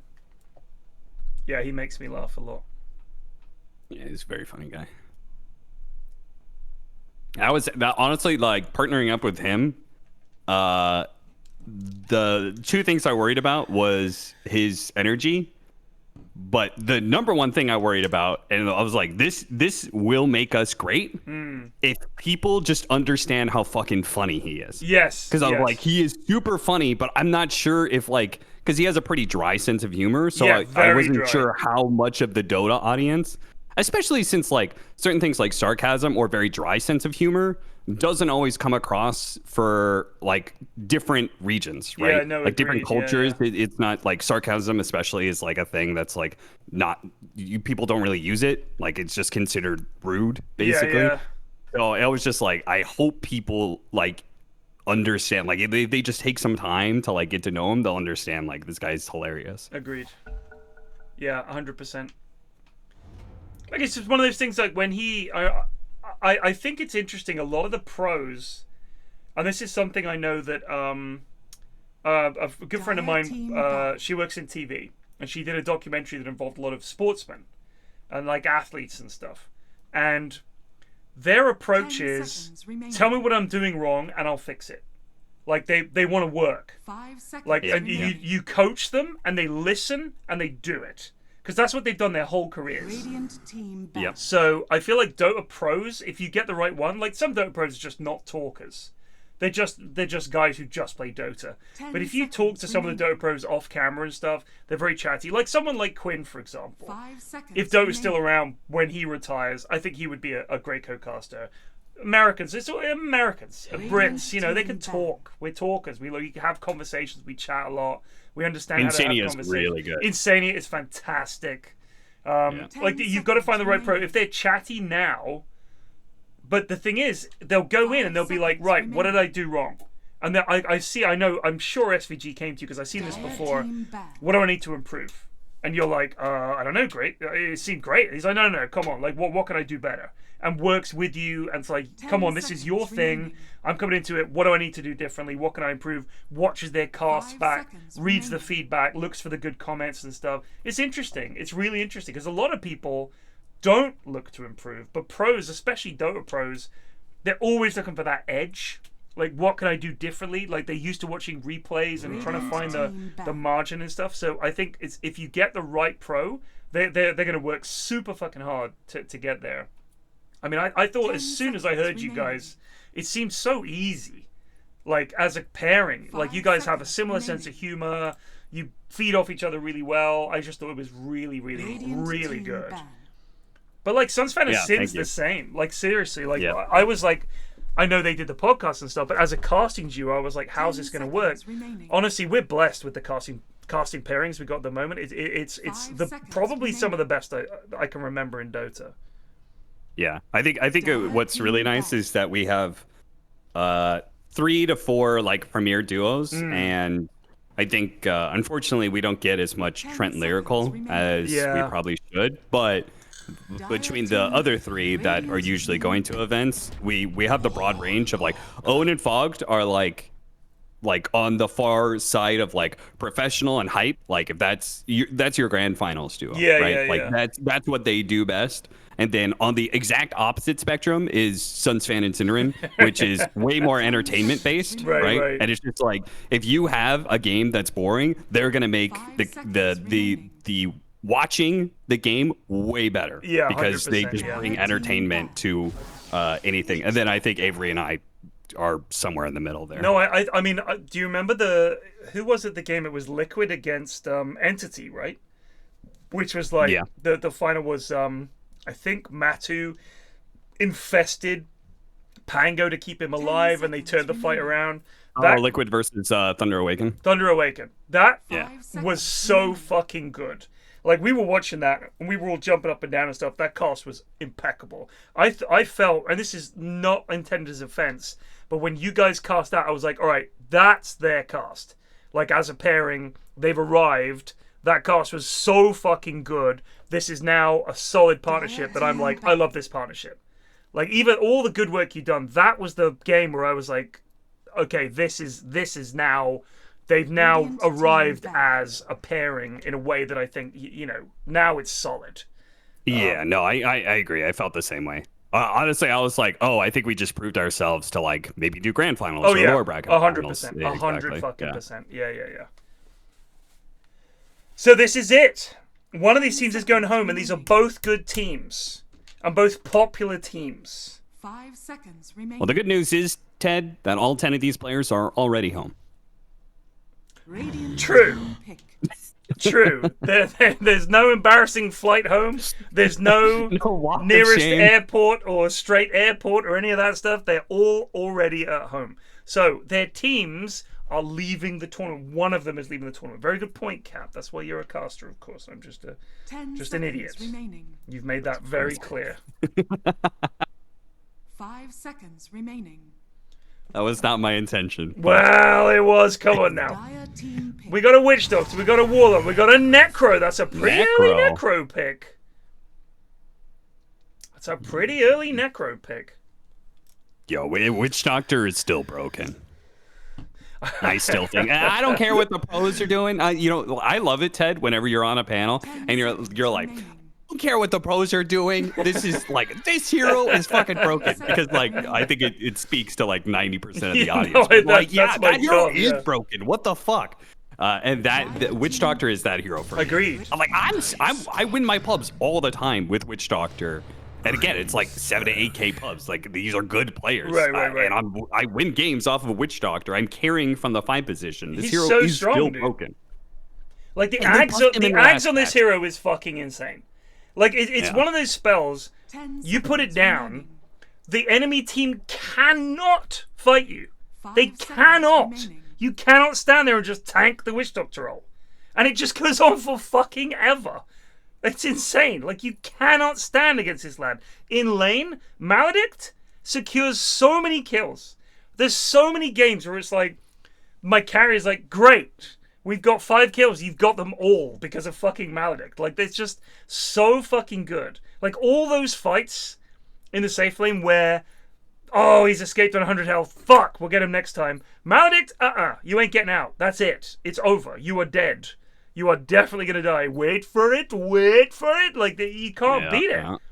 The heal is really good. If you get a good bongo bending between 2 lads, boom, boom, boom, boom, boom, boom. It's the saddest thing ever. And the switcheroo, oh my god. You can dodge so much shit with the switcheroo. It's so good. I love him. I think they've got a sick duo. Wogan's. They've got double fatal bonds, Oh which my is God. one of my favorite combos with Warlock Grimstroke. We saw this last and they- night. Yeah.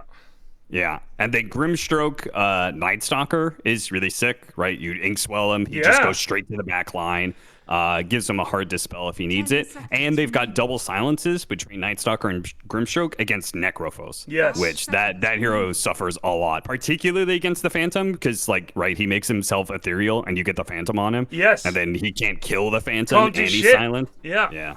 It's brutal. It's a really good pick. So Plague, by the way, who's left us for the time being, is the coach for Wogan's Wizards. Oh, so okay. He made Immortal earlier this year. Was very proud of it. Worked very hard at it. He's a good player. Like he's not playing in the sort of 8K pubs or whatever. But Plague is very good. Yeah. And is he drafting for them? He's drafting for them. So he's helping. Okay, he's doing a good job. Last night, I think it was last night, might have been the night before, but basically he wasn't there to help them draft. He was out. And their draft was terrible.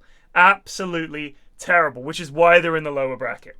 So if Plague drafts for them, they're like a different team. They're so good. So I remember that we've seen this Grimstroke Warlock combo, but I think, chat to confirm, I think it was with a Primal Beast. So it was even worse, because Primal just fucking loves the Inkswell. Just gets in there. But yes, the double Fatal Bonds is insane. I don't know why it stacks, but it does stack. So they've gone for Void again. Worked for them before. Why not again? I don't know. I don't know how I feel about it into the Sven. Like I feel like the Necro and the Sven can do enough damage to blow up the Void, but we'll see. Like Sven comes in with a stun, bap, and then you get the Necro ult down. You get another couple of hits off, and then he doesn't get the time walk off. But we'll see. Yeah, if I had to guess, it might be a bit of comfort because it's not a bad hero against Sven. Like that's a matchup that can go both ways, but I think Faceless Void is slightly favored in it. But I think the time dilation is super good against Necro. So I think Necro is getting like really fucked this game. Yes, it's very very hard Necro game. Do you think that and maybe I think they have some setup. Like he's got Chronosphere into Upheaval, right, which is really annoying. Do you think that maybe Road to Branzino just Necro's resubed second for pick un month. was not the one? Do you think that's kind of a problem? Yeah, that's probably not a good idea. Yeah.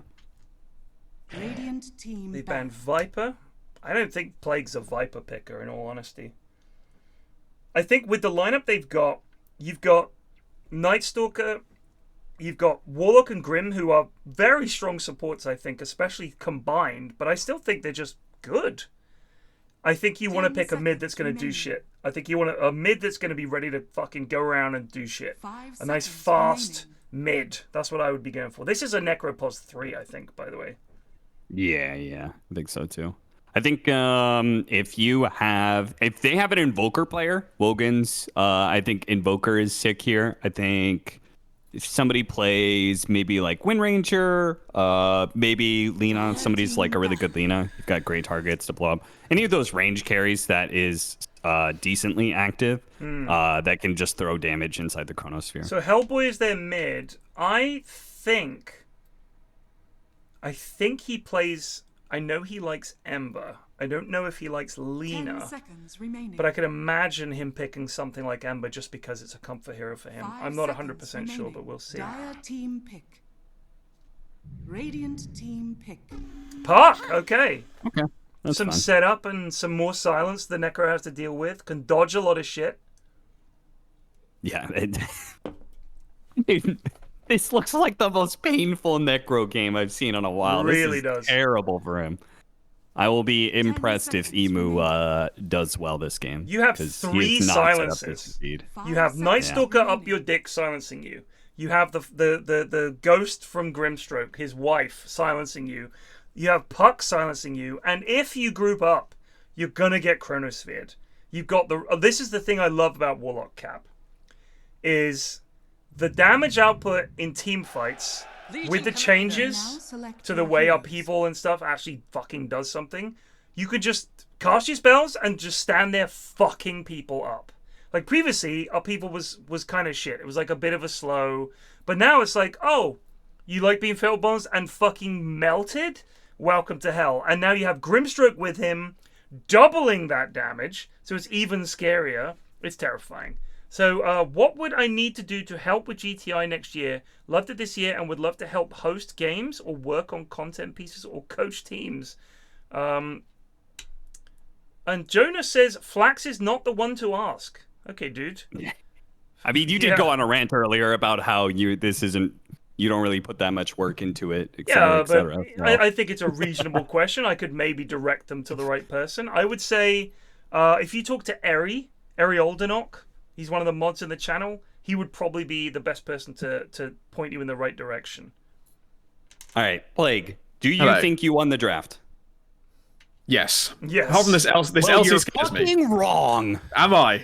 No. You did a great job, actually. Thank you. Good God. I mean, we were on the final ban. We're like, he's a really good Earthshaker, and he also plays Legion. We're probably a bit more. We weren't sure which one we were more scared of, but we're just like, this guy's a sick Earthshaker. We're just gonna respect and get rid of it. And we knew the Legion pick was coming. I really have a lot of faith in Warlock Grimstring. I've seen that combo shred like entire teams. So yes, agreed. Like I was surprised when you got them both, in all honesty. But the one match I'm not sure of is Hellboy was not super comfortable on like these matchups versus Necro mid.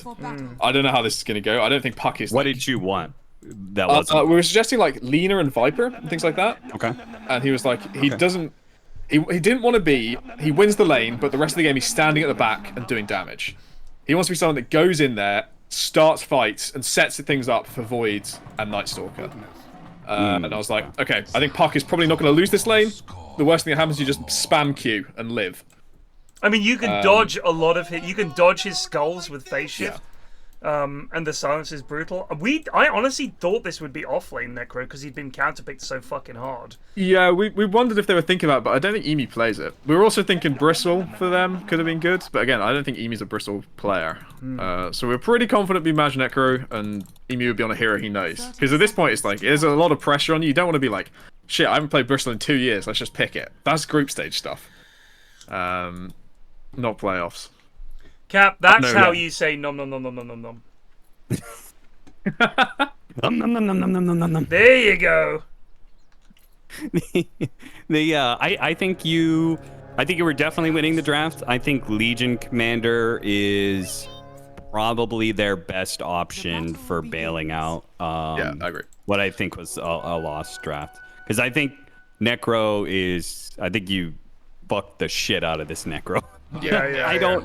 This Necrophos looks like a terrible hero to play against what you drafted. So, but I do think that Legion Commander, if Emu gets ahead and he starts getting the ball rolling, like he's really good catch for Puck, really good catch for Faceless Void, and anytime he catches, that's kind of a guaranteed kill because they have like good follow up to it. So I think you're right. I think they're very dependent on Emu to carry this game.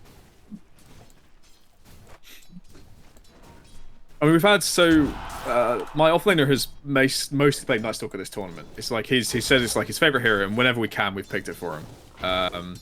So I'm really happy we managed to get that. I'm surprised it wasn't banned. Yeah, he's done work on this before. But these are supports that we wouldn't normally play. We've more been doing things like Venge and Tree and Dazzle and a bit of Disruptor. Like Jido hasn't really normally been our pos 4 and now playing the Warlock. Same for Jake, normally pos 5 and playing the pos 4 Grim. So we're not sure how this combo is going to go. We've never practiced it, never picked it. I'm just like, this. I know this shit works. If you can land it, I know this shit works. But man, it's weird. It's like I can watch these games super happy, and then when your team's in it, I'm like really nervous now. I really want them to win. Yeah, no, I think it's a good story. Wogan, or Wogod, as he's more commonly known, was new to Dota about 2 years ago, I want to say. Came in, played in the in-houses, and I think he looked like a player who was up for learning and was like improving every week to the point where it was like, oh my god. And then he played an Invoker mid, got like a ultra kill with Cataclysm Refresher or something, and everyone was like, okay, Wogan is amazing, he's gonna do it all. And then he kind of fell off to the point where everyone was like, oh shit, Wogan, he's not what he used to be. And he took like a break from Dota and then he came back. And now he seems to be back in full force. because he's been good this tournament. So fair play to him. He's an American cat.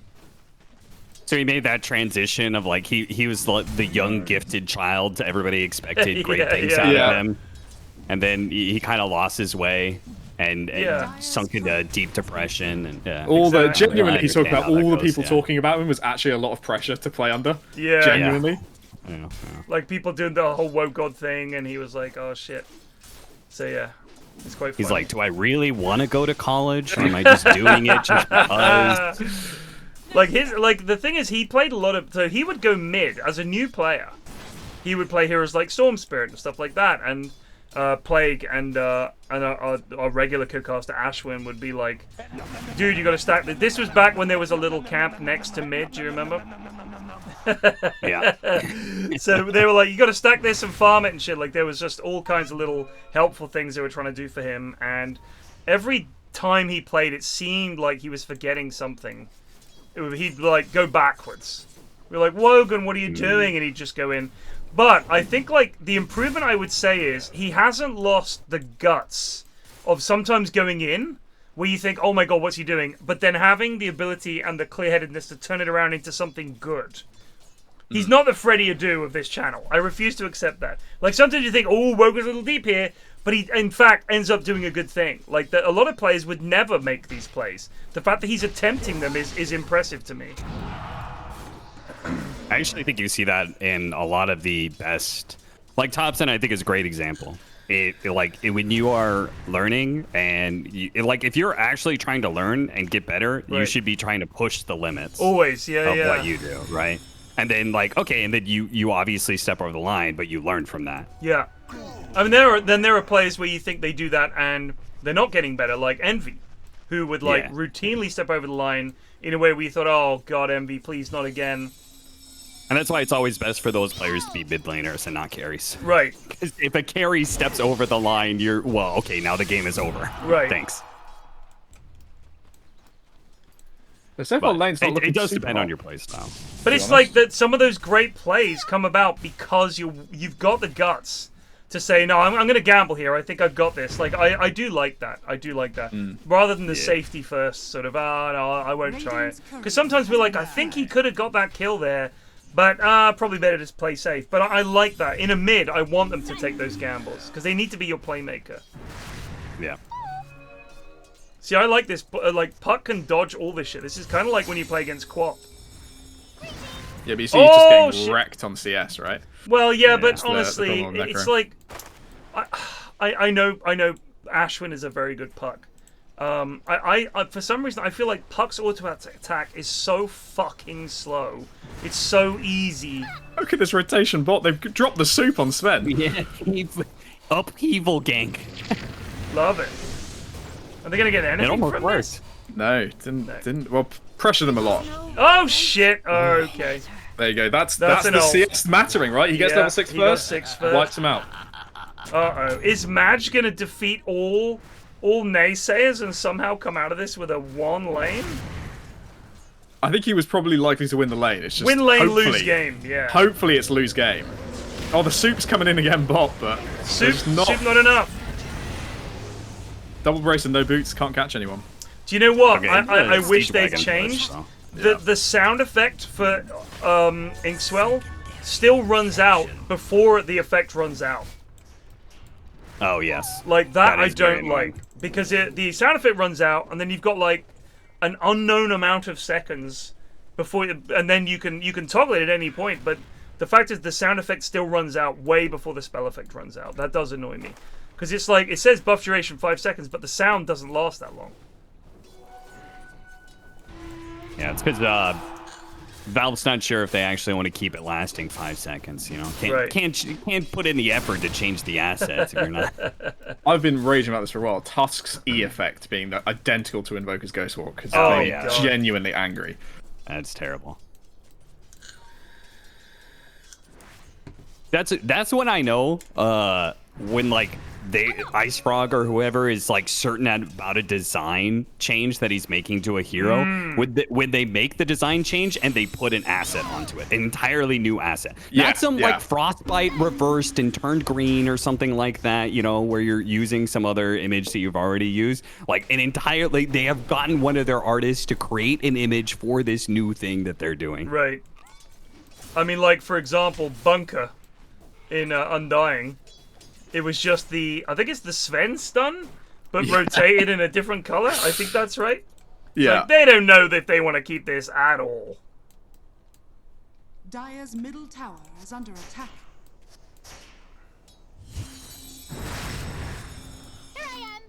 Here I am. I love Puck. I play a lot of Puck.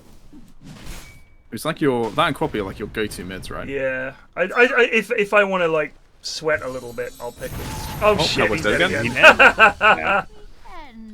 I just love, even if it's like not going to be a great game, she's just fun to play. Puck is just fun to play.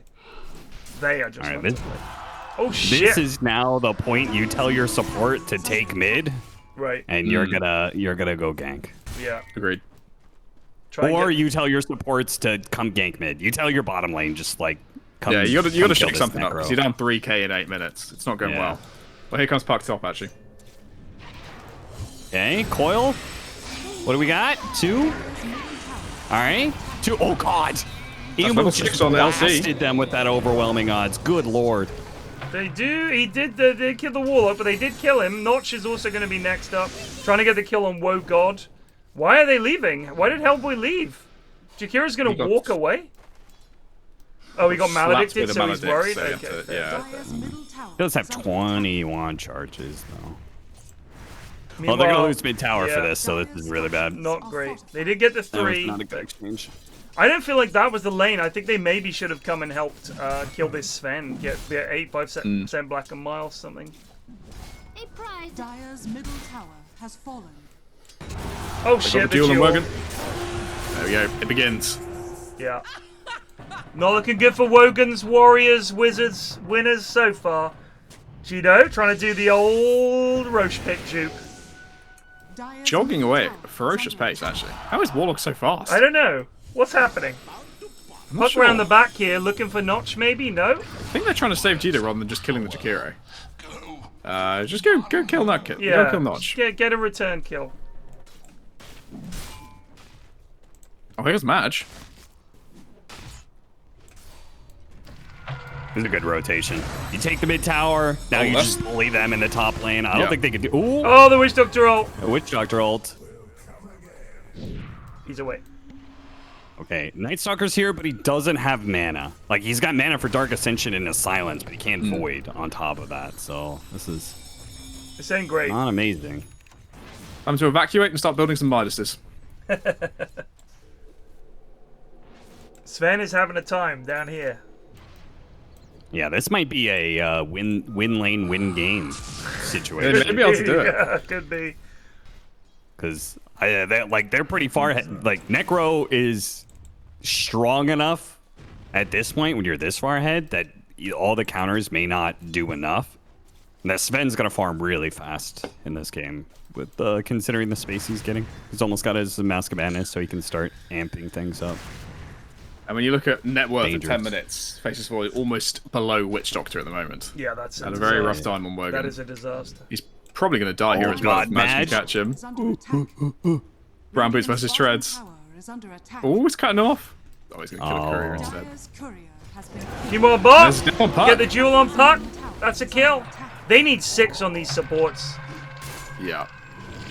A lot of these fights would have been different, but they're not. And that was there. basically a solo kill by Legion, by the way. Just walking in with Blade Mail and killed Puck, which is Cheetos. really bad for Puck's ability to play the game. Because now you know, like, Legion doesn't even need help to kill you. Yeah, that's trouble. I agree. Yeah, 6 getting on that support. kill pushes him faster to Blink Dagger. That's... Well, it's like what you said, Cap. They had to get Puck to leave lane and start ganking and give the lane to a support, rather than bringing everyone top. Focus on the level 6s and stop making some plays around that. They're all coming top to kill Wogan. They're gonna get him. I think he doesn't have anything. Oh, he sensed it. Silence. Did they capture the outpost there? Is that what happened? The little. They had the observer ward watching Madge come through. Okay. So he just avoided that. Radiant structures are fortified. Radiant's middle A tower. level 6 Night Stalker. Didn't do anything in the nighttime. Didn't get a kill on a support or anything like that. This is trouble. Jito's still level 5. Please just get some creeps to die near you. Radiant's middle tower is under attack. Wisdom Room's up in 2 minutes, So far off 6 actually. Mm-hmm. Dire's structures are fortified. So we did have a game recently that started quite a lot like this. Very far behind on kills and XP. Jito is not noticing these rotations, by the way. Luckily, the long TP means they're actually going to live. Nice slow. Dodged. Oh no! That wasn't good. That's a death. Kind of surprised that Hellboy didn't dream coil that already, but Jito is in trouble too. Super low. See, they could turn that around with a rock and bonds, but yeah, they're just not there yet. Just not there.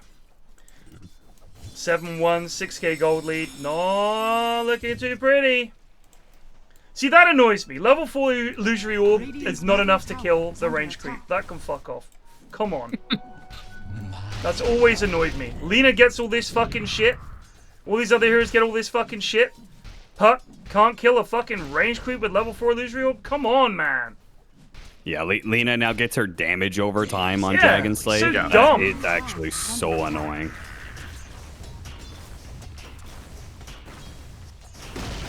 Level 4 Dragon Slave does 420 damage with the damage over time added. Oh shit, Wogan's being hunted. Has the TP up. So Jito's still level 5. Go near some creeps, please. And they're not even set up for the Wisdom Rune right now. No. Jake might wander over and grab it, which will get a... Just go stand. Yes, go stand near Wogan. Let him hit creeps and you get some levels, please. Nice stream snipe. 6. There we go. Good. Excellent. It was the they got the Wisdom Rune as well. Half to the lowest and half to the person who picks it up, right? Yeah, the sad part is Puck isn't necessarily like he's just not a great hero to use Chronosphere. So they don't even necessarily have the best like Chronosphere comeback. Yeah. So if they were this far behind, but they had like a better mid to take advantage of that, then they would work. But because it's Puck, you kind of needed to not lose lanes as hard as you did. I still believe. High ground is where we are strong. We've won a lot of games through outplaying them in the late game. We've rarely won games through winning lanes, to be honest. True that. It's a big weakness of this team. We are not the strongest laners in the world. Deny that shit. Alright, Jito, you've done enough! Deny! Don't walk away! Deny! All they can focus on is the soup. Deny! They don't notice anything How else. are they not seeing this? Oh, come on!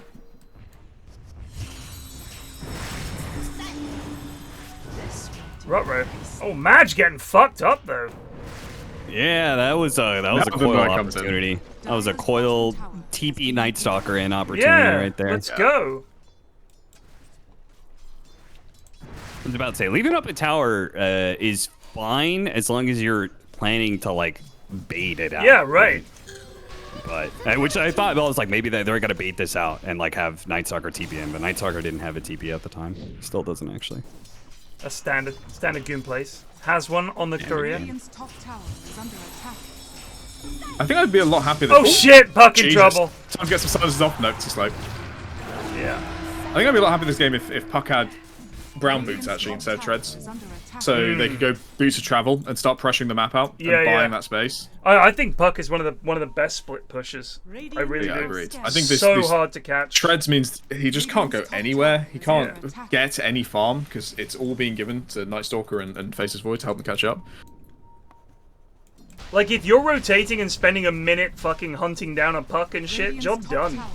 Push waves fast. You like the farm anyway.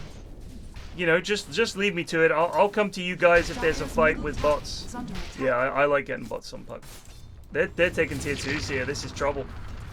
8-1, 16 minutes in. They haven't really had to kill many people to take control of this game. 7k gold lead. Top 3 net worth. Necro, Legion, Sven.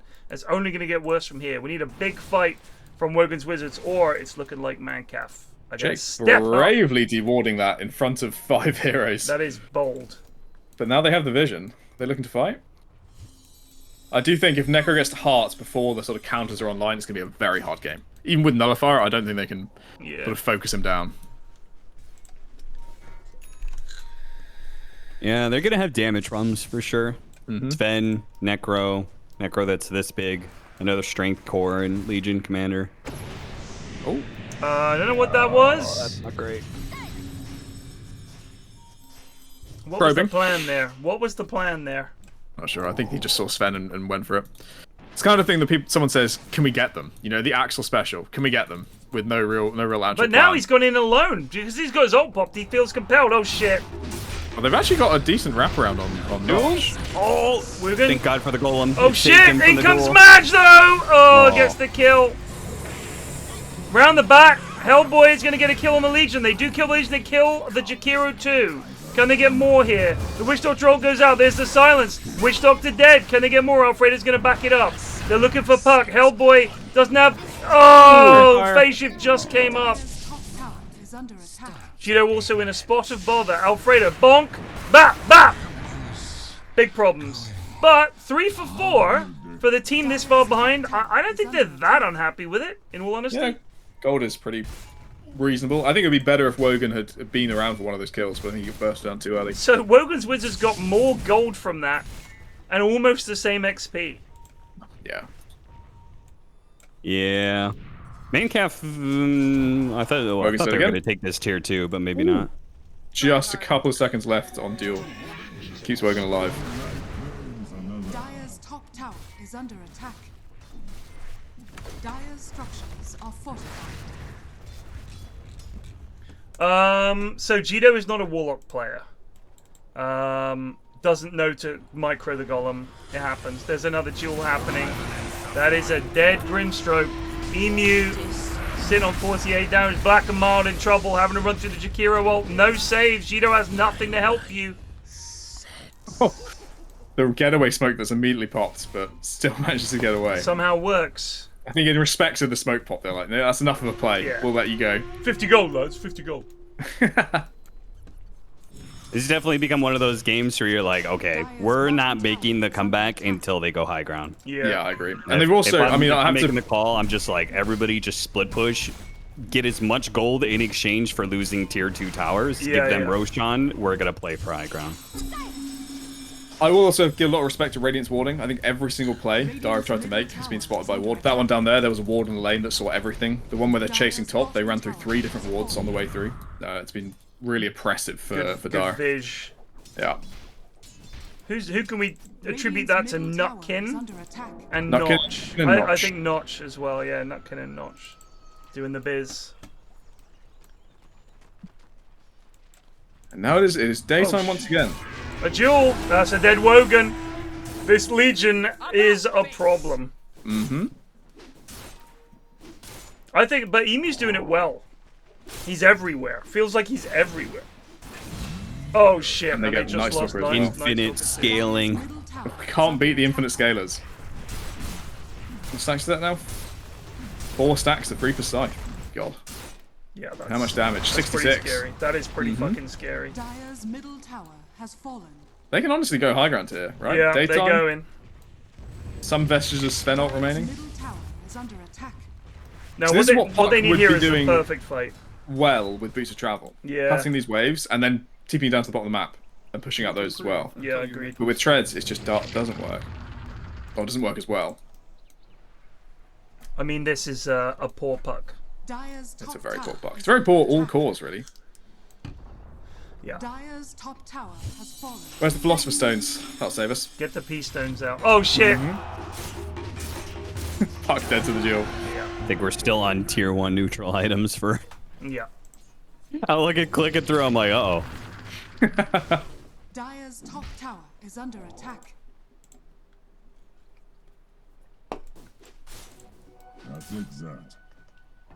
All right, Heart is done. They get Roshan, and they go high ground. Yep, pretty much. If they do not do Roshan and go high ground without it, then they might throw the game. But I think if they just give an Aegis to Alfredo, Fredo pops God Strength, hits high ground, pretty tough to beat that.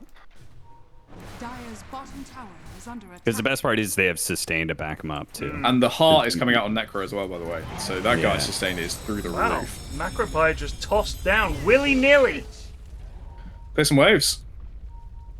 Willy-nilly. Aggressively. Look at this Aggressively plays aggressive Dire vision. They really thought this game was going differently.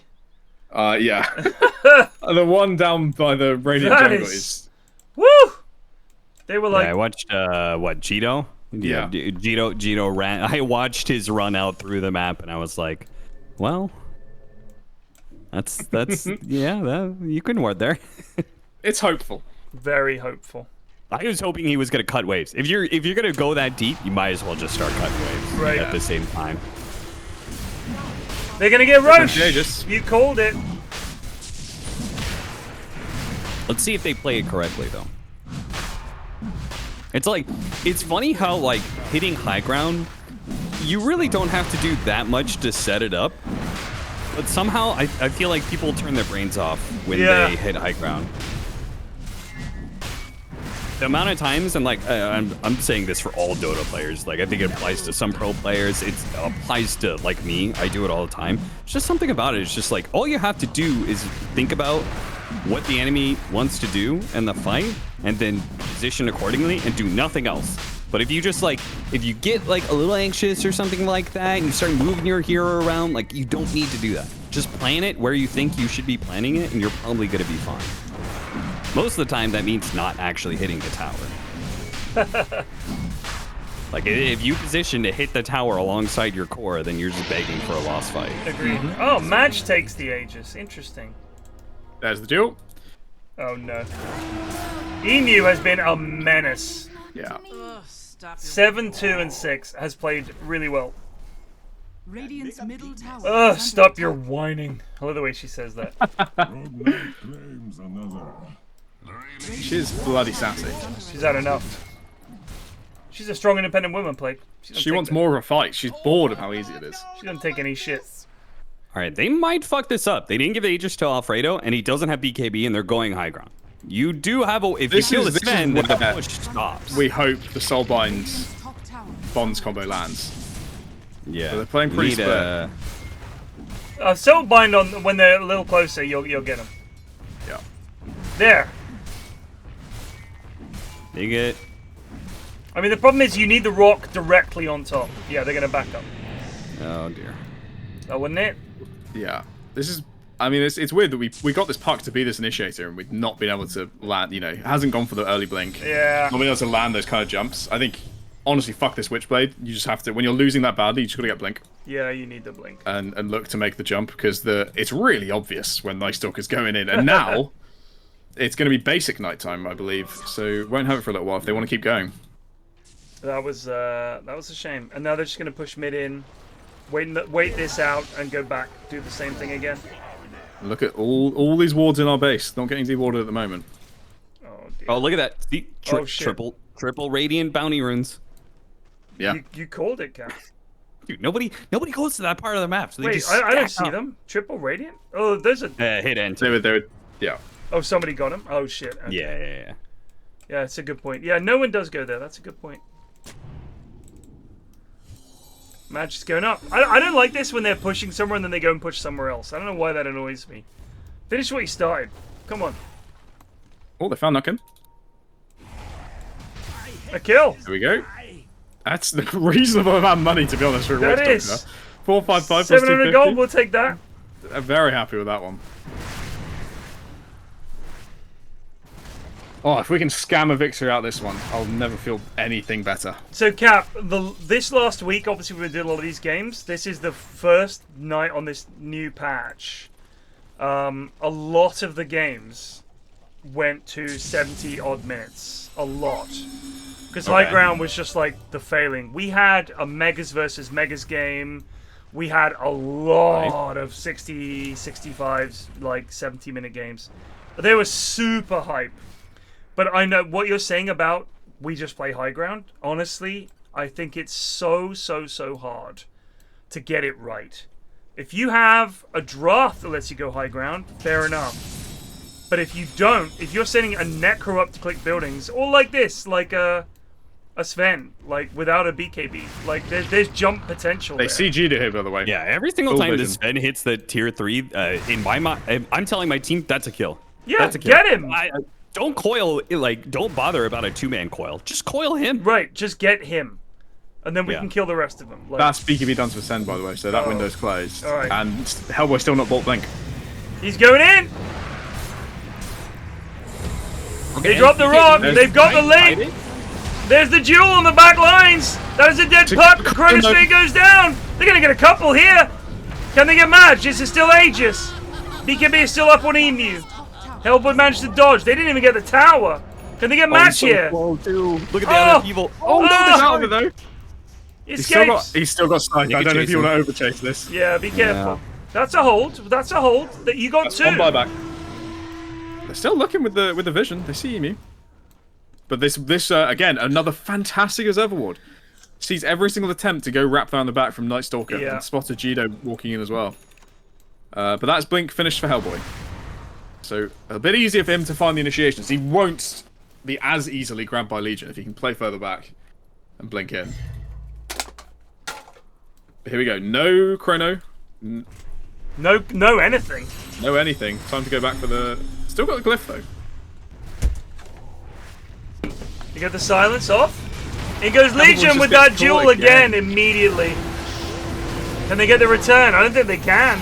Oh shit, the ult goes off! Ooh, Oh, it they get does anyway. 2! Oh, this is so bad for Wogan's Warriors, Wizards, winners. Dire's bottom barracks are under attack. At least you won't have to say our name anymore, Ted. We're out. It's right at the top there. Wogan's Wizards. Wogan's Wizards. Oh no. Oh no. Here comes the dive. They know no buyback on puck, and obviously Night Stalker would have bought it out by now. So that's going to be probably 2 sets of racks. We need more, I was thinking when the Necro walked up there, we need more casual upheavals, you know? Right. Yeah. Like, you need something to actually threaten this guy, because otherwise it's like every single time it's Legion Commander just finding an initiation. Yeah, yeah. Just like slow this guy and make him be like, oh, like now I'm gonna try and walk away, but I'm gonna take a ton of damage from the tier 3 on top of the upheaval damage. And also, I guess if you plant it... Oh shit, another one. Oh shit, Sven is in! They're desperately trying to survive. Well... Puck is back up. 20 seconds till chrono. They don't have Glyph. They have Rock and Chrono in about the same amount of time. There's the bonds. No god strength. Like I'm telling my team to like go in like 5 seconds. Where's the... I really thought that should have been a coil, right? I don't know. Yeah. I think you should. Hellboy's way too cautious, I feel. He's both too cautious and too aggressive at the same time. Yeah. Both times in the wrong ways. So, this Void They pick escape. has not been the one so far. However, they still have buildings left. They're still in this game. 23k gold lead at 30 minutes. That is fucking oppressive. That is brutal. More gold than kills. That is something else. Wow.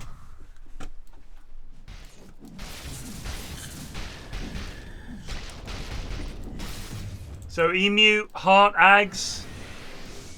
Oh no, the neutral item. Did he get it? That's a classic no. He left it Legion behind. stole it? Yikes. His items were full, and Legion he was like, oh god, I have to shift my inventory, like, oh. And then Legion Commander starts walking up. He's like, fuck it, I'm out. Oh no. He's so close to BKB too. Yeah, that's right. Can get him Midas off. I think might get him to 222. Oh, In again, they go! where's not Double initiating the silence! There's the golems! Again, Hellboy gets found. It's crazy. There's the Chrono, but Wogan is dying on the blade mail! He's dead! He's at 51! Oh, they don't get any. They only get Sven. Knock him with a nice ult on the back line. Void buys back. They're gonna go for these buildings. Oh no, Magic's coming in. Gets the kill on Grim. Ouch. That's it. That's GG, I think.